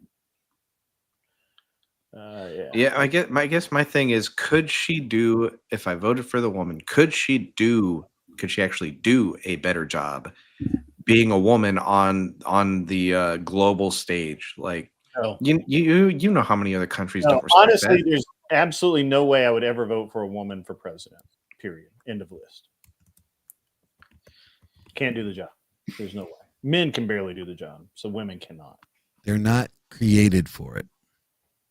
Well, I would say they're not created for it in the church. They're I would commanded say not to. It has nothing to do. This actually has nothing to do with religion. This simply is just they can't do it. They cannot operate on as little sleep. Women need 10 hours of sleep, where men get it done with. I don't get 10 hours of sleep a day. Oh, stop it! You need your beauty sleep. I can't speak to outliers. I can only speak to the reality of the world. And what if look, if you keep on, and I'm going to get Kat up here with all of her little stuff, and we'll shame you into the 10 hours of sleep a night that women are supposed to get, which is actually, I looked that up. When she said that, I didn't believe that because my wife has told me that for years, and she sleeps like all the dang gum time. I didn't believe many- it, but they actually do need that much sleep. How much sleep do you get, Arthur Daya? Typically about 5 hours a night. Did the wall come a little sooner than everyone else? No. I'm just wondering because like I know women that don't get enough sleep, and they're like barely like past 30, and they look like they're damn 50. Well, you can go back and look at Grid's earlier streams and judge my looks, I guess. But I think what I was going to say is that all of this is a continuum. It takes very high functioning, top tier, cream of the crop people to be in a position like a president. And there's very few men that can do that, and very few women that have a chance at doing that as well. No. I don't think any women could do it. Period. I would say it's not zero. I would say it's not zero. You do have examples of other countries that have female prime ministers and presidents. Okay, yeah, but none of them are as good as America. So, well, first of all, how successful have they been? Let's stop. Let's stop for a second. I have to address this. So, Margaret Thatcher was amazing, but she sacrificed literally everything in her life to be prime minister. She did an adequate job of it, and she was hated by many because of it. Not a good example, although she did do a relatively good job. And it's a country that is not even a third the size of the U.S.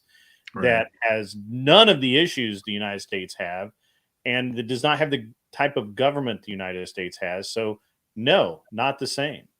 You can't point to any country in the world that has the burden that the president of the United States carries. Can I point something out? Yeah, Lauren Boebert. Anytime it seems like a woman is in a position of authority, they always have an affair. Lauren Boebert, affair. Tulsi Gabbard, affair. Mm-hmm. And your Naomi or whatever her name is. The mayor of Nashville was banging her head of security. I mean, could we say the same about men, though? I mean, we got Bill Clinton, Obama. What about the men, though? What about the men, though? What about the men, though? You got to make a song about that. Hey, look at that beautiful gift on the screen right now that's covering my face. Here, hang on now. There we go. Look, that's perfect. Anson Knowles, another 50 memberships, guys. Wow. Good job, dude. Salute to you, sir. It was super awesome. Or her. Anson is a dude. Many thanks, Anson. Hey, just trying to cover my bases, man. But Glenn, I think it's very common among people in high positions of authority, very alpha male types, to run around having affairs. I mean, I could name any number of male politicians who have done that. Do you know the difference between men having affairs and women having affairs? Doesn't fuck up the rest of the nation. The men can't get pregnant, which will end up fucking up the rest of the nation. Mr. Boulay was gifted a membership by Anson. That is Mr. Boulay, if you're hiding in the chat, come out and I have a gifted membership too. I just got a notification said you got a gift membership. Enjoy 1 month access to an Unreasonable Man perk starting now. Got all those cool emojis.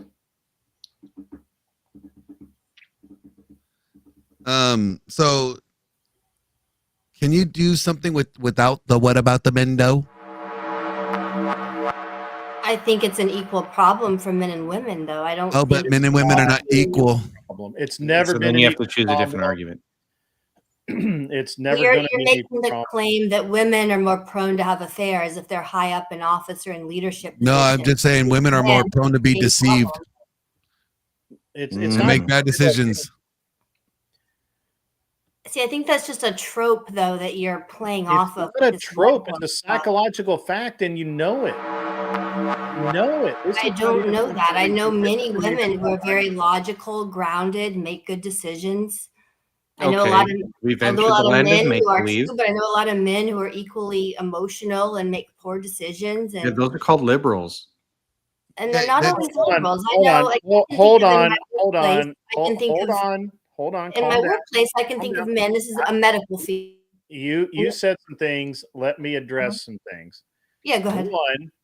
Number one, while Sure, men can have affairs and women can have affairs. I don't actually have a problem with the fact that women have affairs in office. Women get attached in those affairs in office and leave their husbands, create chaos in their lives, that sort of thing. You know what, John? Do you know John F. Kennedy was? You ever heard of him? Yes. Kind of a big deal.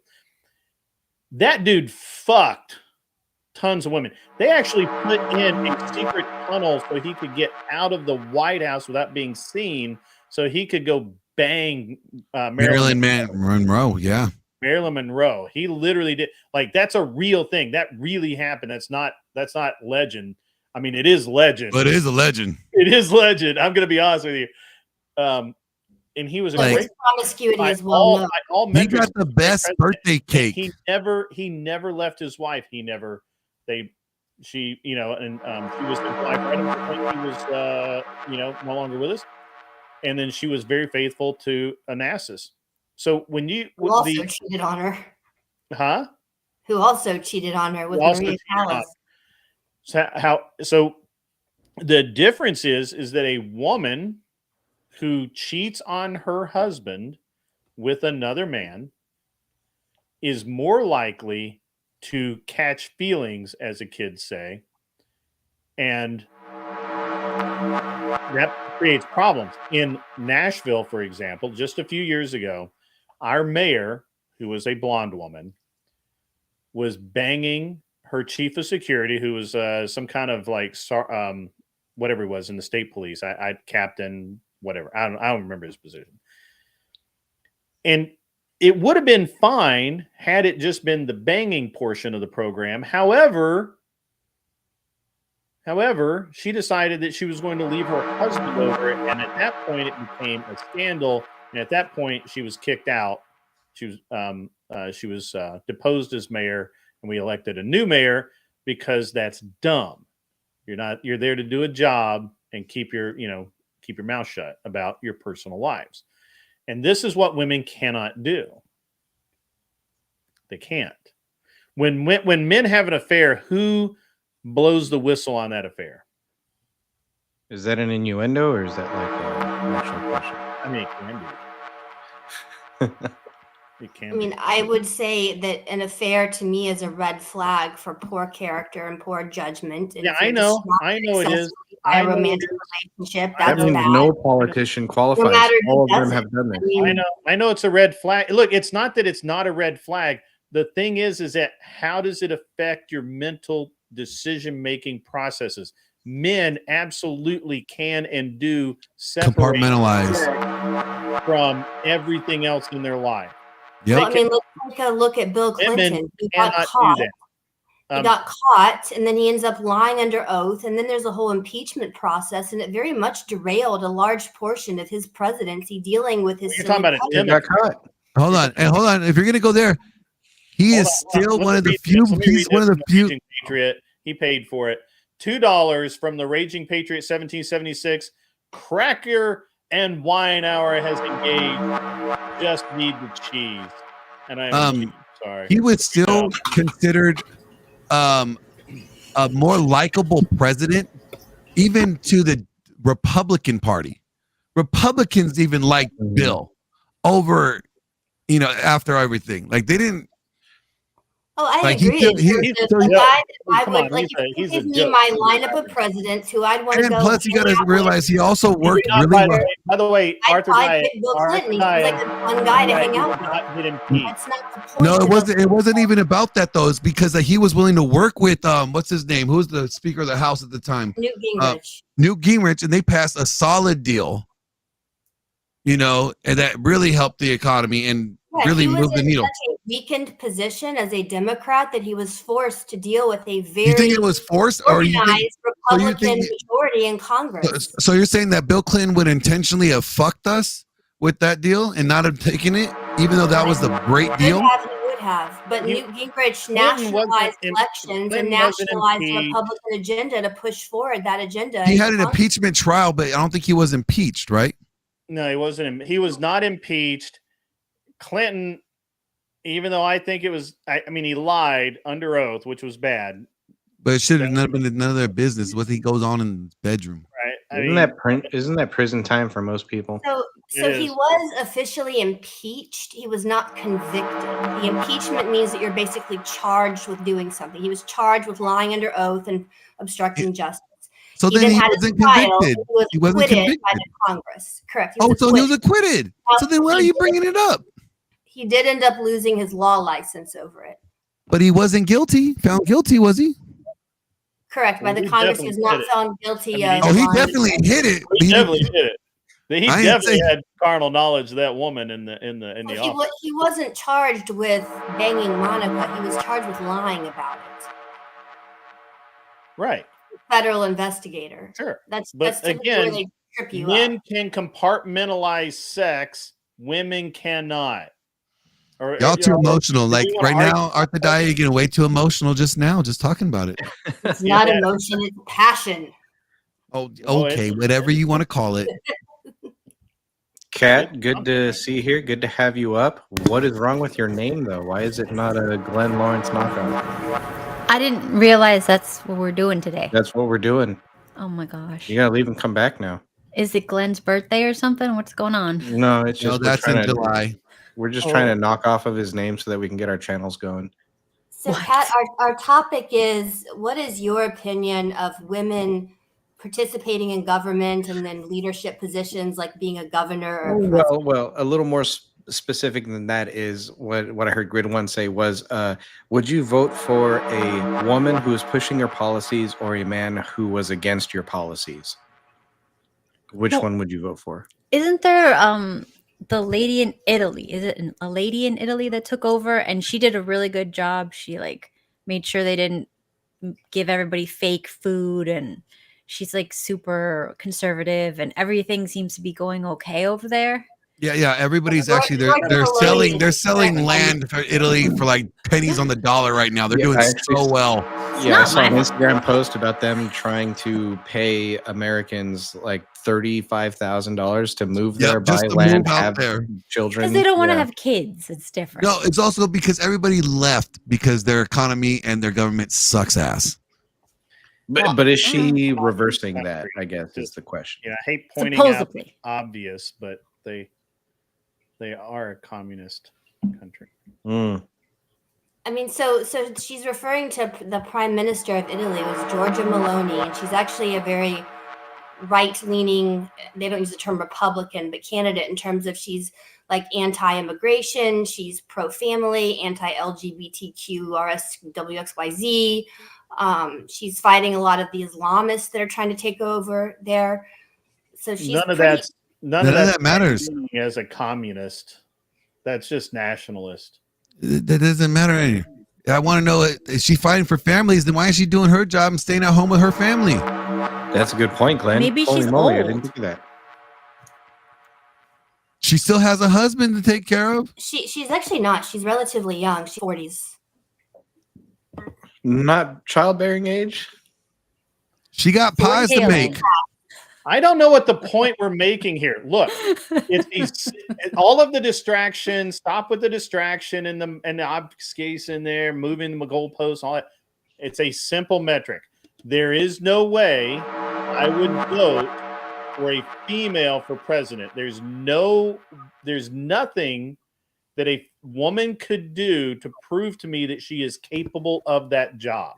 Candace That's Owens. the only thing you need to answer. We can talk. We don't need to talk about governors. We don't need to talk about senators. We don't need to talk about Italians, being communists in communist countries. We don't need to talk about any of that.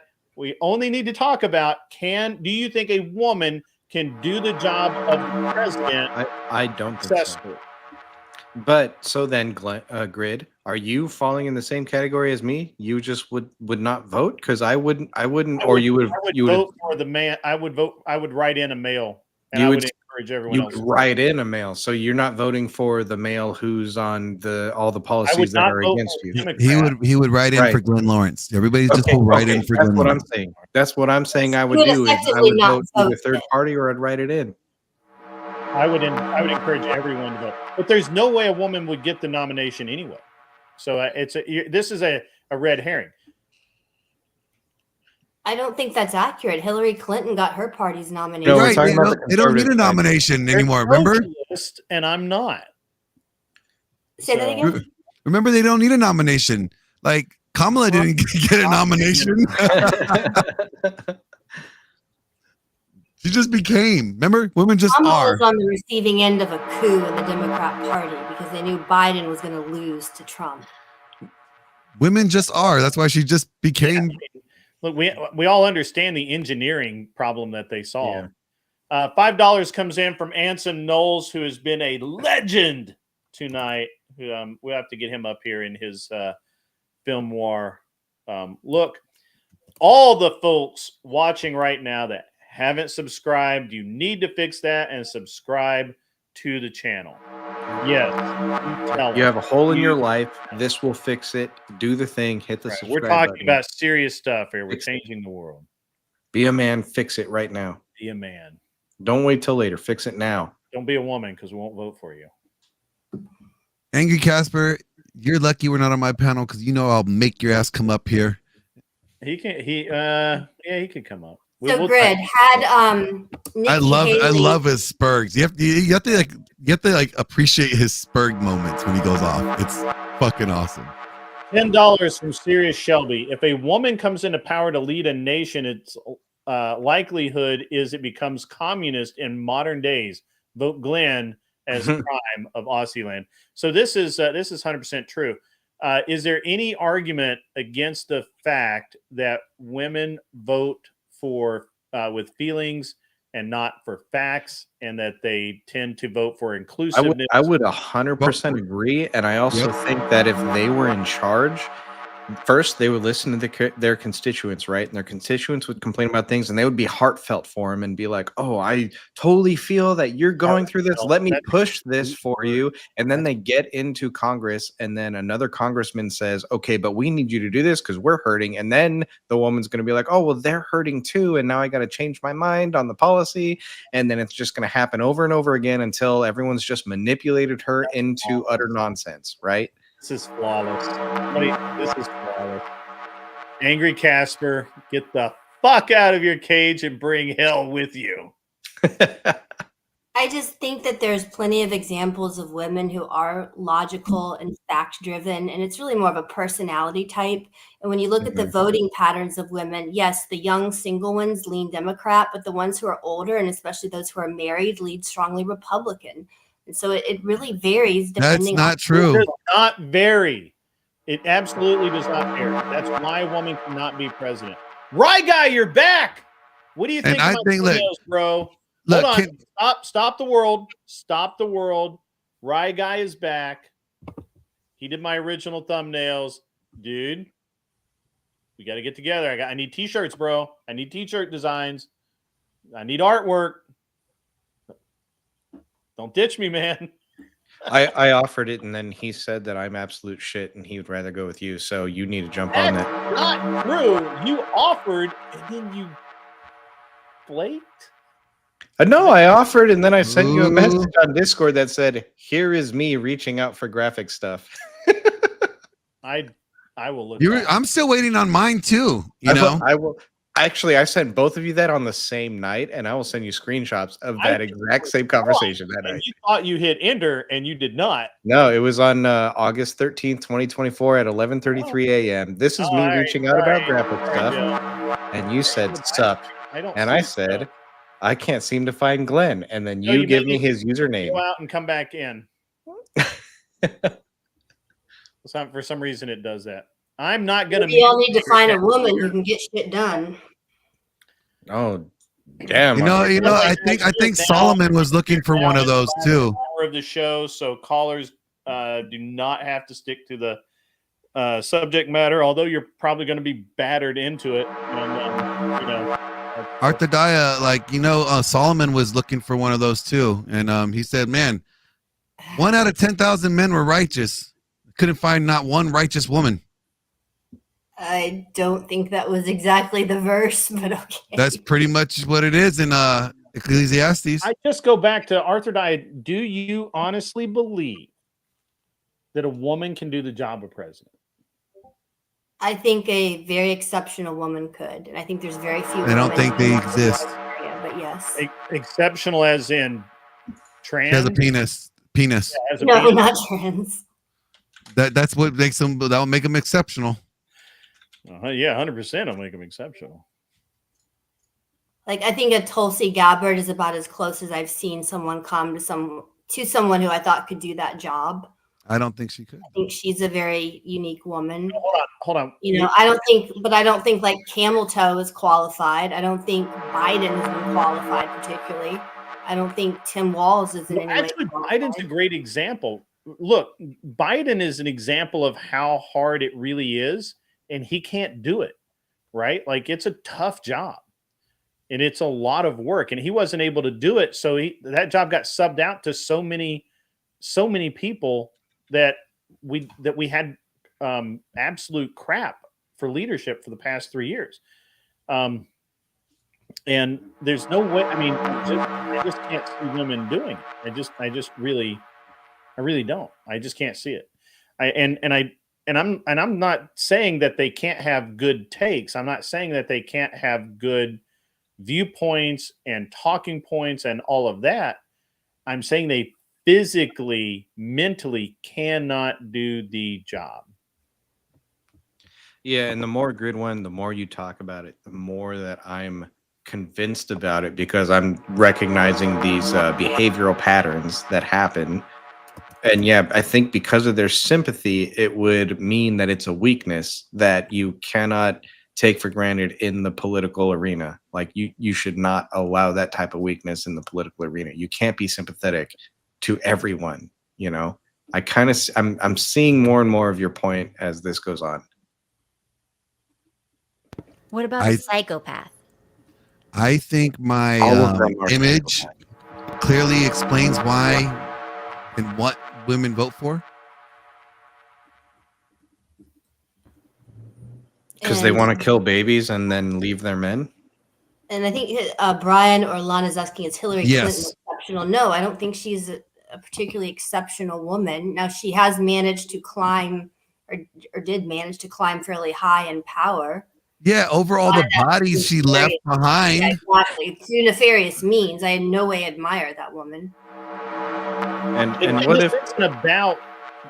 But what I think is interesting, though, is you're seeing on the conservative side more and more conservative women are slowly making their way through the ranks on local levels, governors, congressmen, etc. Not that. I think you eventually will find a woman who's capable keep coming of doing back that to. job. You keep coming back to this idea that mentally they're capable. They're just not physically capable. What physical capability does it take to do the president's job? Working 70 hours a week. Yeah. I work 100 hours. Week a week. after I know week, many women. After week after week. Yeah, week after week after week. I work 100 hours. I know a lot of women who do in my area. Okay. And can you do that and manage your family? Do you? And actually, I know you have to make life or death decisions. Do you have to be able to listen to an exceptionally boring speech, take out the points of it, and then make a conversant reply at the end of it, and still look like you're not angry, you're not flustered, that everything's perfect? You got to have that RBF, you know. If you want to talk about some of our meetings with our head honchos of the hospital, yes. So why is it that Kamala had to have a miniature-sized podium for the debate, and then during all of the side-by-side shots of the video, they put her head above Trump's? Why was that physicality presentation so necessary that it made it seem like she was bigger than she was? Well, that was They literally, obvious. she had a ABC, tiny podium and her compared to him. campaign worked because they gave her the questions ahead of, or the topics ahead of time, not specifically the questions. There's an affidavit signed about this now from a whistleblower with ABC, and her campaign insisted that she have a smaller scaled podium and that she looked the same size as Trump, who's 6 foot something, so that she would look equal in size and power to him, because optics are important on TV. And her campaign. What were the optics of her sorority sister? Like, out of curiosity. Well, that too, and she had a questioners on the ABC panel. I mean, it was a very rigged debate.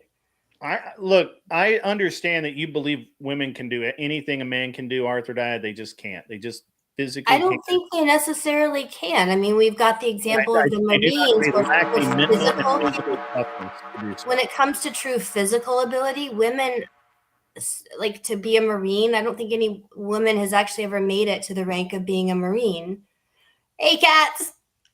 Hi, Kat. Look, women don't even know what they want to eat. Do you really think they know what policy they have? They're waiting to be told, what's my policy? I mean, like it's a joke, but I think there are women who are very serious and very fact driven and very logical. Grid One's wife is an example of that, who's a great leader. Yes, and my wife and I have discussed many times that she's just about as high as she's going to be able to go. She will not be able to make those sacrifices that it's going to take for her to be a partner or any higher than she is. And that's basically. And that's fine. I think many women do choose to limit their career to some extent because their family is very important to them. And I think that's a good thing if they value their family. Well, I think And that's the other their thing. I don't work. think a woman can Hold be on. president. I don't have a problem with that. That's not entirely the reasoning behind it. The reasoning behind it is such a high cost mentally and physically for men that she's not willing to pay that cost. That's a good point. Could it be Instead of just like, saying- you know, because Arthur, you said you work like, you know, women that work 100 hours a week. Do you think that a woman could do that and maintain her role as a mother in the family and a wife correctly? I think it's very difficult to be a present mother and do that. I think you have. You're right, because most of them are divorced. And that would be the same thing with the president. Why would I want a woman to end up, you know, becoming president just to end up divorcing, and then her family has to deal with that? You know what? And I agree with Grid One though. Like a Nikki Haley, she's in her 50s. She's already raised her kids. They're adult age. She's free to go. You don't think she has a role as to her husband? You know what would happen, Arthur Dye? Here's my problem. Okay, this is my base problem. And if you can't agree with me on this, you're not being intellectually honest. There is zero areas where men and women compete for the same jobs that the standards are not lower for women. Right. Not one area, not one field, not one position on the planet. What about doctor, like an anesthesia doctor? Well, what you said, Grid One, earlier was that instead of thinking of it as, oh, I sacrificed my career for my family, the women should be thinking to themselves, is it worth the cost of my family to go and have a career? Thank you. That's the giant, huge freaking difference that needs to be said. So, no, it's not worth the cost, and that's the bottom line. It's not worth it. That's all I've been trying to say. That's all I've been trying to say. Is I do not agree with all these even for women DEI that don't want to have families, right? Or just aren't going to have families. Even those women, you cannot give me an example of a field where men and women compete for the same job and the standards are not lower for women than they are for men. Well, can I use my own field? I mean, I've never been given any advantage being female over male. I take the exact same board exams. I have the exact same standards. I guarantee you in the scoring, they've given you an advantage. And I know this because in my field, they do give an advantage to women-owned small businesses. That's an actual category for the government, WOSB, women-owned small businesses. What was it? Economically disadvantaged is another category. DEI is another category. So there's all these other categories where. What about the category of boobs? There's the boob category.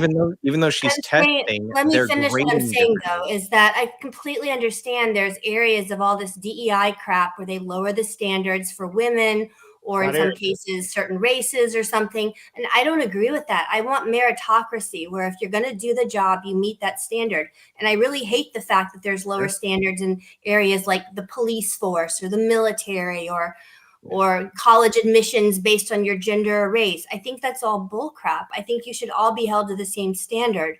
But in my field, I've never been given an advantage being a female. That you know of. My You've board tested for it. exams are not. Okay. We don't put our All right. gender on our board exam. I don't want to go down Sure. any. There's Okay, no point that's fair. in getting bogged down in those types of things. So I think there are examples where your gender is not held against you or used to promote you unfairly against others. Kat, could you read Joe Mobley's? Ghost says, "Did I see the other tests?" I'm You're not not- sure what test he's referring to. Let Kat read the chat.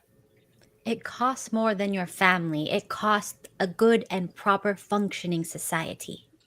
Kat, so I have to ask you, what do you think? Because I know that you've made quite the study of female health and endurance and all of that out in the world in which you live. What do you think about a woman being doing the job of president or something like that? John Smith, who was on the panel.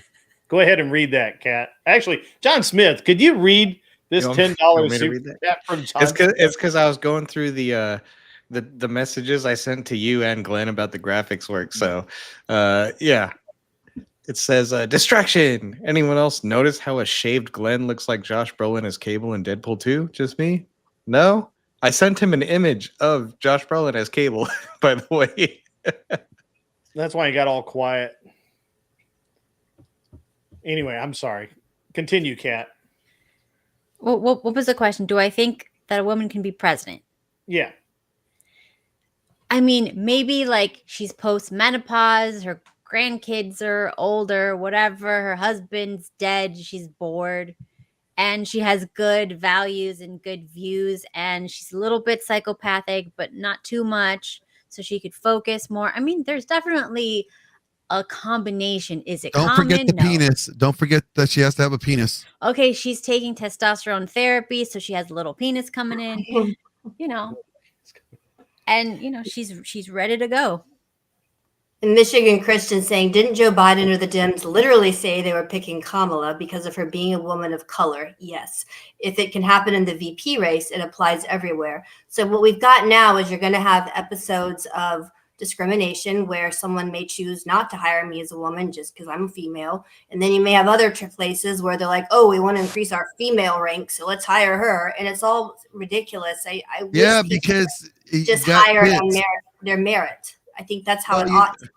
But I'm we- not stupid to believe that racism or sexism doesn't exist in places, and DI crap doesn't exist where you get promoted with no real qualifications just based on your gender or your race. I am aware of that. Arthur Diet, wouldn't you want to like just rather be at home with a bunch of other little Arthur Diets running around all, you know, crazy like and playing dolls and shit? I don't know that I would. I've been, so interestingly, for the last 2 weeks, my boyfriend had back surgery and has been home. Well, he was in the hospital 1 week, and then this past week he was home. And so I've been home with him to be his caregiver. And he needs help with everything. Like he can't put his socks on, he can barely walk, bathing, everything. And like it's been tough. I don't know that I would want to be at home all the time and do nothing but the cooking and the cleaning. And I've made him very nice meals. I've kept his house spotless and clean. He has cats. I don't. So I've done all the cat duties with the litter box and whatnot. But One more I question. don't know So that I you- would be happy to do that. Arthur Dia, could you please read the $10 super chat from our beloved Anson Knowles?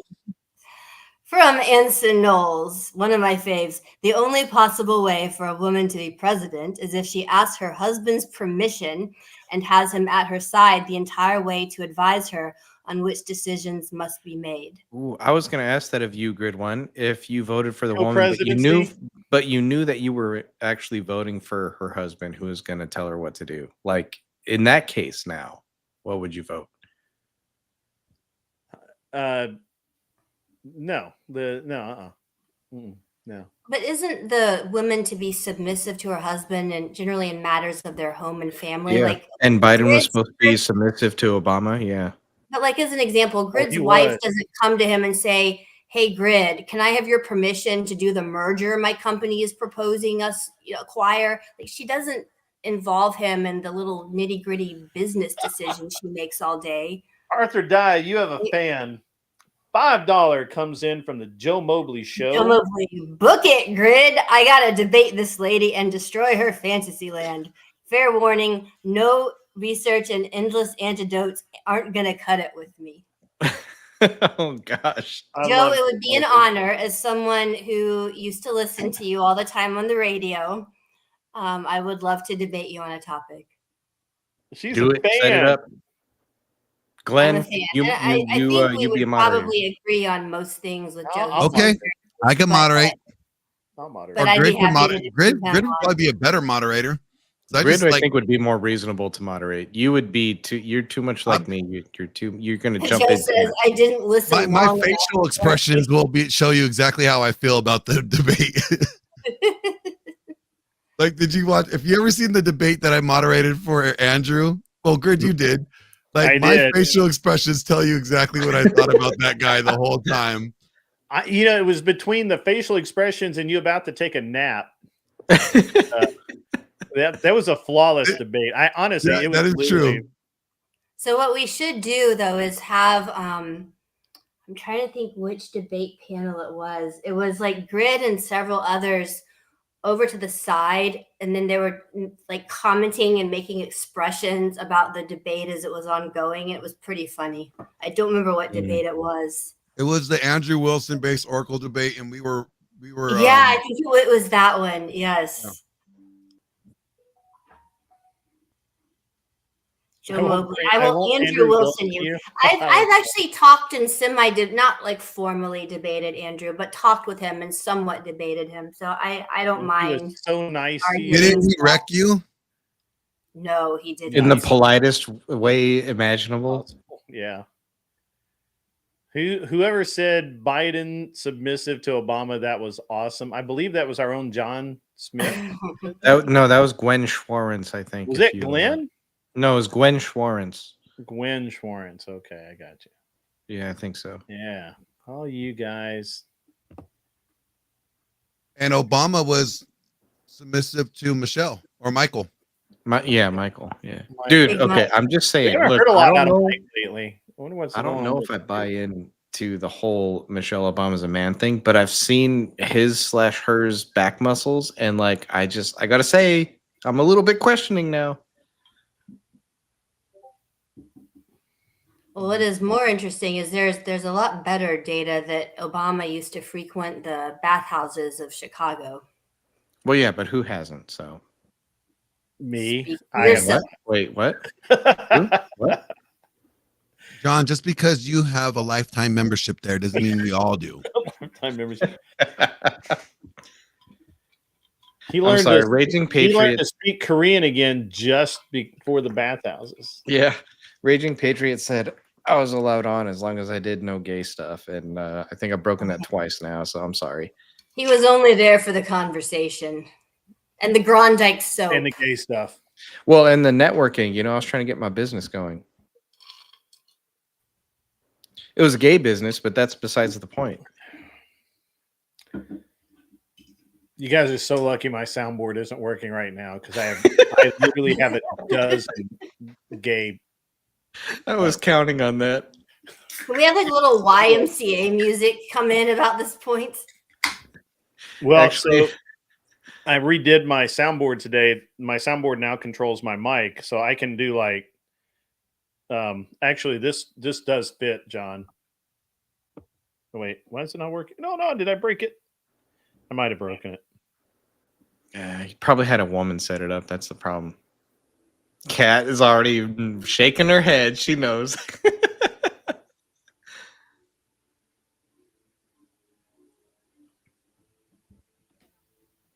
Yeah, I don't know why it's not working. Yeah, John Smith just reads the article. He just buys Penthouse for the articles. He just goes to the bar for the wings. For the wang? The wangs. The Oh. wings. Yeah, a little bit of both. You know how it is. The Joe Mobley Show. John, how much have you had to drink tonight, buddy? Not much actually. I had bought one of He's those not showing his nipple, so nowhere near enough. He's not camming up, so that's no. I had that's a hint right I had there. the 1 pint of Foster's, which was my punishment from what's his name, the Bay Street Racer. It was my punishment, so I had that, but that was like 3 hours ago. We have $5 from Seriously Shelby, who's been an amazing supporter of this show. To be a president as a woman, you either have to give up your youth and sacrifice a family, or you need to have a strong man queen make you. Yes, I agree. Totally agree with that. We don't make queens anymore. I think if you are going to become female president, then we just assassinate her. Just get it over with. No, you can't do calls to action like that, bro. Yeah, that might be TOS. Oh, sorry, just kidding. I mean, instead, like assassinate, like her ass is assassinating. I can't believe I tone police Glenn. Makes me happy. Partik would like to have a conversation with the nice lady Arthur Daya.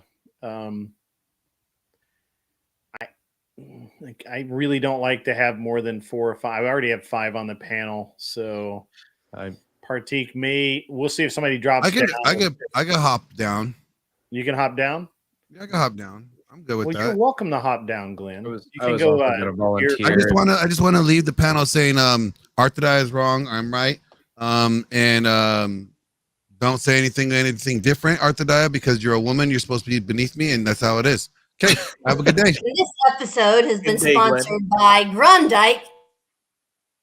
If your balls are as dirty as Glenn's, get yourself some Grondike tactical soap and wash that mouth away. That's wrong. All right. So yeah, okay. Shelby, you can give Partik the link. Well, now that Glenn's not here, can I leave and change my name again? You can leave. That's fine. No, I'll leave and hop back up. I just want to change my name. It's not funny anymore now that he's gone. And my name's not so funny either. Okay. I say we you can be not funny together. Kat, okay, how's fine. it I'll going stay. lately? You're being very quiet on my panel again, and I expected better of you. How's what? How has life been? Oh yeah. Good, fine. No big deal.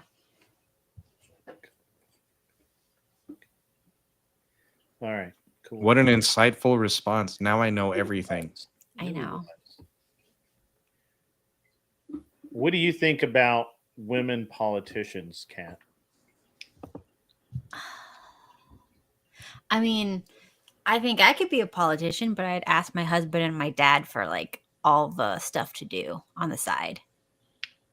So you're saying that you could get elected because you look good on camera. Exactly. And then but they would you would be a puppet. They would be the puppet masters. Exactly. Okay I like that. You got to admire the honesty. Yeah, I'm okay with that. In fact, if you campaigned on that and you said, "Hey, elect me," I'm just going to be a puppet for my dad. I look good on camera.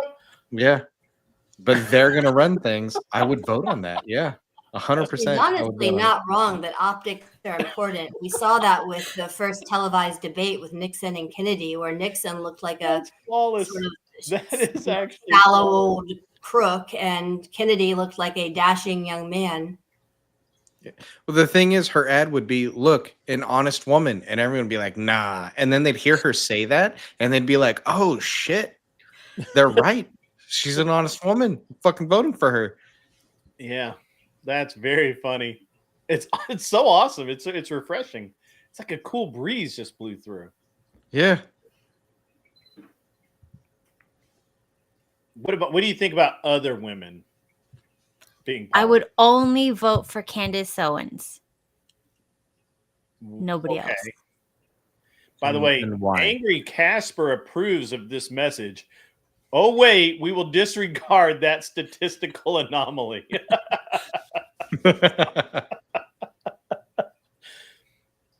Yeah. But Kat, why Candace Owens? Because she's very pissed, very straight to the point, like all facts, no feelings. And Wait, you started off with she's very pissed. yeah, but she's pissed about the things that I'm pissed about. Okay. So we like that. So her anger aligns with your anger. Yes. Okay. Because that was already turning me off to the whole idea. I was like, okay, well, hold on a second. So look, Joe Mobley's already called me out about the "what do you think about other women" line that I just because that sounds bad. And now you're asking something that is highly suggestive. So let's try and let's dial back the innuendo so I don't get an SA charge. That would be great. That would be really cool.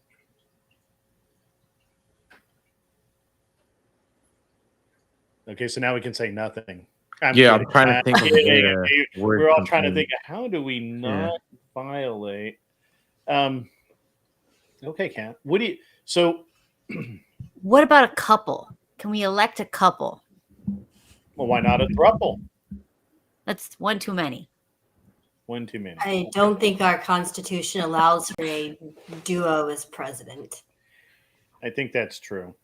Partik has made it. Oh shit! Here's Partik. Hi, Partik. Again, you were here once before. All right, fight away. You may need to unmute yourself, Partik. And Grid One, if you don't mind having a chat vote at the end of this on who won. Yeah, because he's about to. We don't have time to do a proper debate. You okay. know that I do a 3-hour show. We will be shut down by 11:30. I'm willing to go maybe an extra 15 or 20, 30 minutes, but we'll be. No, that's perfect. I got to be in bed by that time, so that's why I did that. I was thinking of you, buddy. I really appreciate it. Guys? My wife really appreciates it. Can you hear me? Joe has already hear me? declared himself the winner in the chat. We can hear you, Partik, or at least I can hear you, Partik. Okay. What's up, Grid? What's up, Kat? So, Arthurdea, I was listening to the conversation, and the problem is, whenever you make a claim about anything a woman can do that a man can do, the problem is you keep making a universal claim that applies to the macro, and you immediately support that with an anecdote, with an outlier, and that's a problem. Do you understand that there's a difference between a universal claim and a particular individual claim? Yes. Okay, then all of the claims you've made so far, can you support the universal claim not using a fallacy, not cherry picking? Well, when it comes to a president, I think there are only outliers that can be president of any gender. Okay, people here's the problem. can't do that job. Hold on. Here's the problem with the president Have a great position. rest of your evening. Thank you for coming in. Thank you, Kat. Thank you for being refreshingly honest. All right. Cat. See you, Kat. Jantix is obviously sticking with her fellow female. That is not what she is saying. She never said that at all, that's accurate, actually.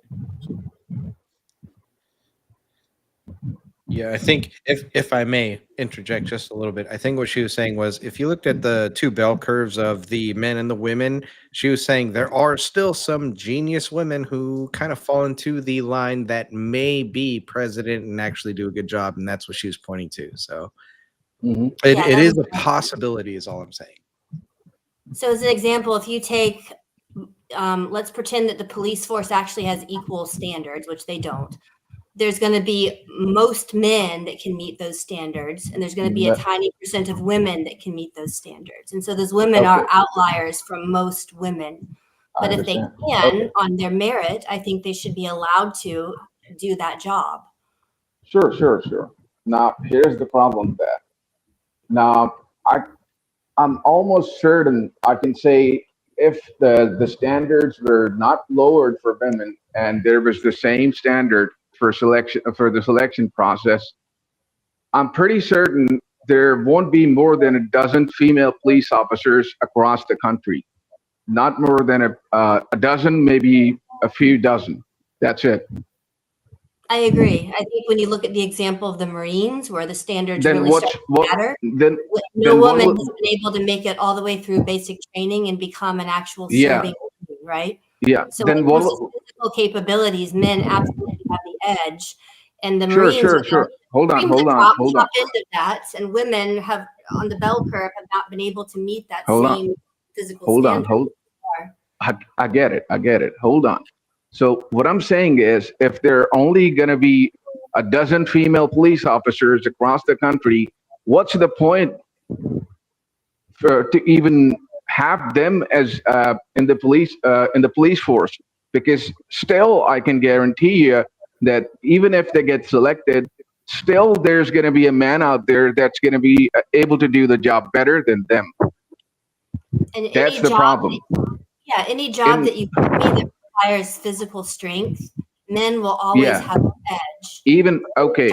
When we Okay. start discussing jobs that are based more on mental activity, so we're talking This- about, let's say, college professors, a pharmacist, an investment banker, a teacher, Okay. a physician. All of those jobs are based on your mental abilities, and for all of those more high level jobs, you're already going to be taking kind of the upper end of the bell curve of people. But Sure, if sure. females meet the same standards to get into those jobs, I don't see why they should just be discriminated against and not be I able did to not say that. versus I did not say that. um, I did not say that they should be discriminated. I'm saying what they should choose on their own. That shouldn't be choosing these jobs. It's fruitless. That's what I'm saying. That's my point. I don't see And why even have- with the president position, now let's get to the president position. Even Sure. with the president position, I can never. I'm pretty positive there's never going to be any woman in the United States that's going to be able to do the job better than any man. There's always going to be a better male candidate out there. So why would you make a woman president? Because if I have a woman who is actually capable of doing the job and she's on the very far end of that bell curve, I would vote for her to do Well, that there's job. going to be a man that's going to be even further on the bell curve. That's going to do the job even better. That's not Why always choose her? That is the case for outlier positions like the president. Yes, it disagree. is. What do you think Obama's IQ is? I don't know what his IQ is. I imagine it's Okay. high. I don't Well, know. yeah, at his job, he, I can John positively Smith, say, the super chat that came in. I hate to interrupt you guys, but sure, you pay for those. So, should Go I ahead. read the super chat? Yeah, read the super chat, man. Okay, Shelby says, no woman has ever made specs without them doubling down it did nothing. Still no woman Navy SEAL. He's right, actually. There's never been a woman Navy SEAL. They've actually tried to get him in many times. Still, not a single woman has been able to pass the test. I agree. You're I right, mean, Shelby. look, I weigh all of 100 pounds. I would never attempt to take a physically demanding job, but I'm mentally smart and I can do the job that I do. I understand that. And I'm not disagreeing with you that you're not smart. What I'm trying to say is, still there's going to be a man that's either as smart as you are or even smarter than you out there that's further on the bell curve that's going to be able to do the job better than a woman. Guys, we're going around in circles. This is just becoming such a circular argument because these are the exact points that I made and Glenn made, and to some degree John Smith made. The reality is that while we can always say that there would be an exceptional outstanding female somewhere that could do it. Mhm. Probably not realistic, I don't think. And just simply put, I personally wouldn't vote for a female for president. I can't think of any situation where that would happen. Yeah.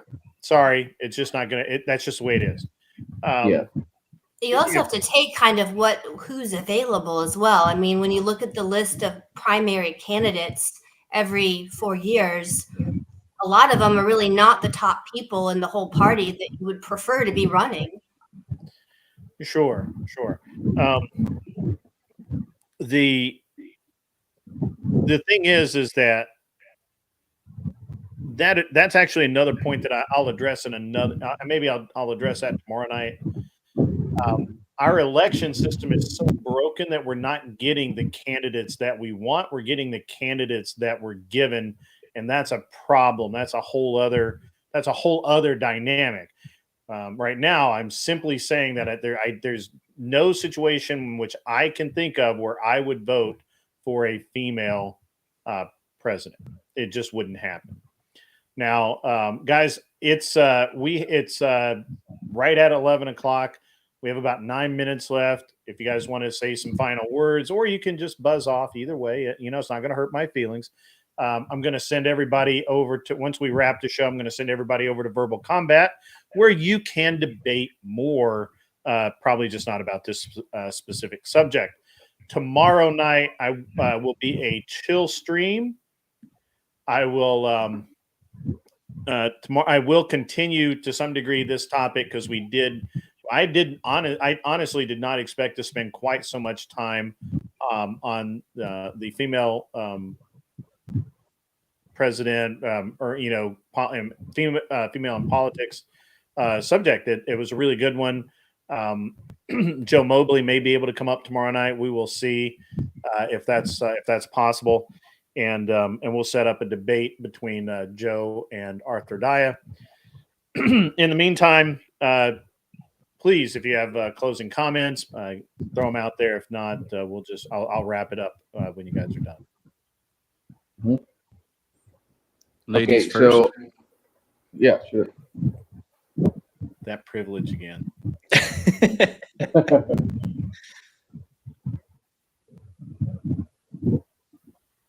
Arthur Dye, you want to go first? Sure, I'll start. So I think that women are capable of doing many jobs, and I base everything on merit. And if you as a female are able to meet the standards necessary to do the job, I don't have a problem with a female doing that job.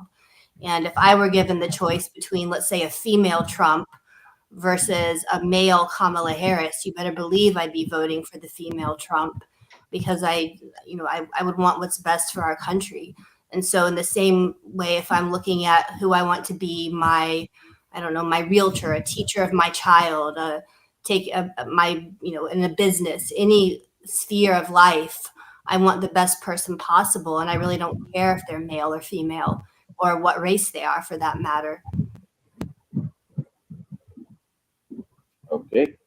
So what I'd like to say is that still there's the same problem. Yeah, if you make a universal claim, you keep supporting that with an outlier by cherry picking individual cases. And when you make even that a woman can be just as better president as a man, that's a universal claim, Arthur Dea. I don't know if you realize that or not. So even if you can find an exceptional outlier from the female population, there's always going to be a better male candidate to handle that position better. I just don't agree. There's always going to be a better male candidate to handle whatever position, because based on what? When you group all people together, guys. Well, both of you had your turns. Both of you had your so turns. I'll be fast. When you group all people together, all humans on average are very yes. When you group all of them together on when you look at any data, women in any roles of authority, they do worse off. Please suggest if you walk through Walmart, humans are dumb. Yeah. Humans are very incapable of leadership positions. And so when Exactly. it comes to And women, especially women. jobs, Okay. when it comes to Right, high guys, performance guys, jobs or leadership guys, like president, guys. you're already dealing with outliers that could even begin to meet those standards. And so you have to Exactly. look at Then even from the selection pool, even from the Hold on, selection hold on, pool hold on. of those Stop, outliers. I really don't want Time to out, start time chopping people down, but literally last words means last words. Yep. Time out. Okay.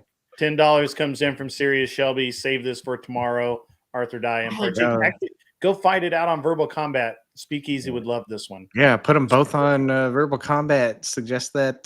Thank you once again. Seriously, Shelby. Go ahead, John Smith. Oh, my final words. Listen, I'm willing to have my mind changed. The more that I'm listening, the more I'm leaning towards Grid One's point of view, and that's not me simping. That's like actually hearing more and more reason. I think Arthur D makes a good point that some of the upper echelon of females could do the job. That still means that there's a man who could do it better. I think Partik makes a good point. You can't use the exceptions to the rule, but politics is kind of the exception to the rule, so I can see how that could still apply. So in the end, I remain unconvinced, leaning towards Grid One's position. Kind of to me, all that matters is, stop killing babies. And if I got to vote for a woman or a man to get that done, I'll do that. But I still feel like a woman would not stand the global stage. She would fail there. No one else would respect it, even if all of the merit was towards her in America. It would not be there globally. And so I think it still fails in the end. That's why I lean towards Grid One's position now. All right, very good. I'm going to answer TR Finley here really quick. Would I vote for? I answered this earlier. Tulsi Gabbard, Tim Walz. If those were my only options, I would probably write in someone else that could win. If I absolutely positively had to vote for one of the two, then I would probably vote for Gabbard. But I do not believe she could do the job. So. It's just not it. It's just not it. Imperious, you finally made it. Glad to see you in the chat. You want a last word? Go ahead. Write it out. I'll post it up. You can. I'll start my last words while you're doing that. And thank you, Grid One, for having us on real quick. Thank you. No problem. I'm going to actually drop you guys off. So thank you so much, Grid. No worries, man. No worries. You guys are great tonight. Me off before the woman gets the last word. Yeah, that's exactly it. Bye. Bye. That's exactly it. That was funny. Imperious, just write it out and I will read it. I promise I will. So a woman is never the apex of a position, and I always want to choose an apex for a position. Okay, that's actually metaphorical almost. All right, guys. So tonight's conversation was great. Just like the other night, we had a great show Wednesday. We're going to have a great show tomorrow night. Tomorrow night will be a chill stream. I will try and finish the conversation that we were having tonight. It obviously will be a little different, but we didn't really get to to where I wanted to go tonight. But we did. The derailment was awesome. We had some great conversation. Nobody got really angry, and the chat was lit. It was awesome. You guys were great. Please go over to Verbal Combat, likes on your way out, like, subscribe, share, do all that cool stuff. Please, it really helps me in the algorithm. And as we all know, math is my weak suit. So, I can use all the help I can with the algorithm. And go over and support Speakeasy.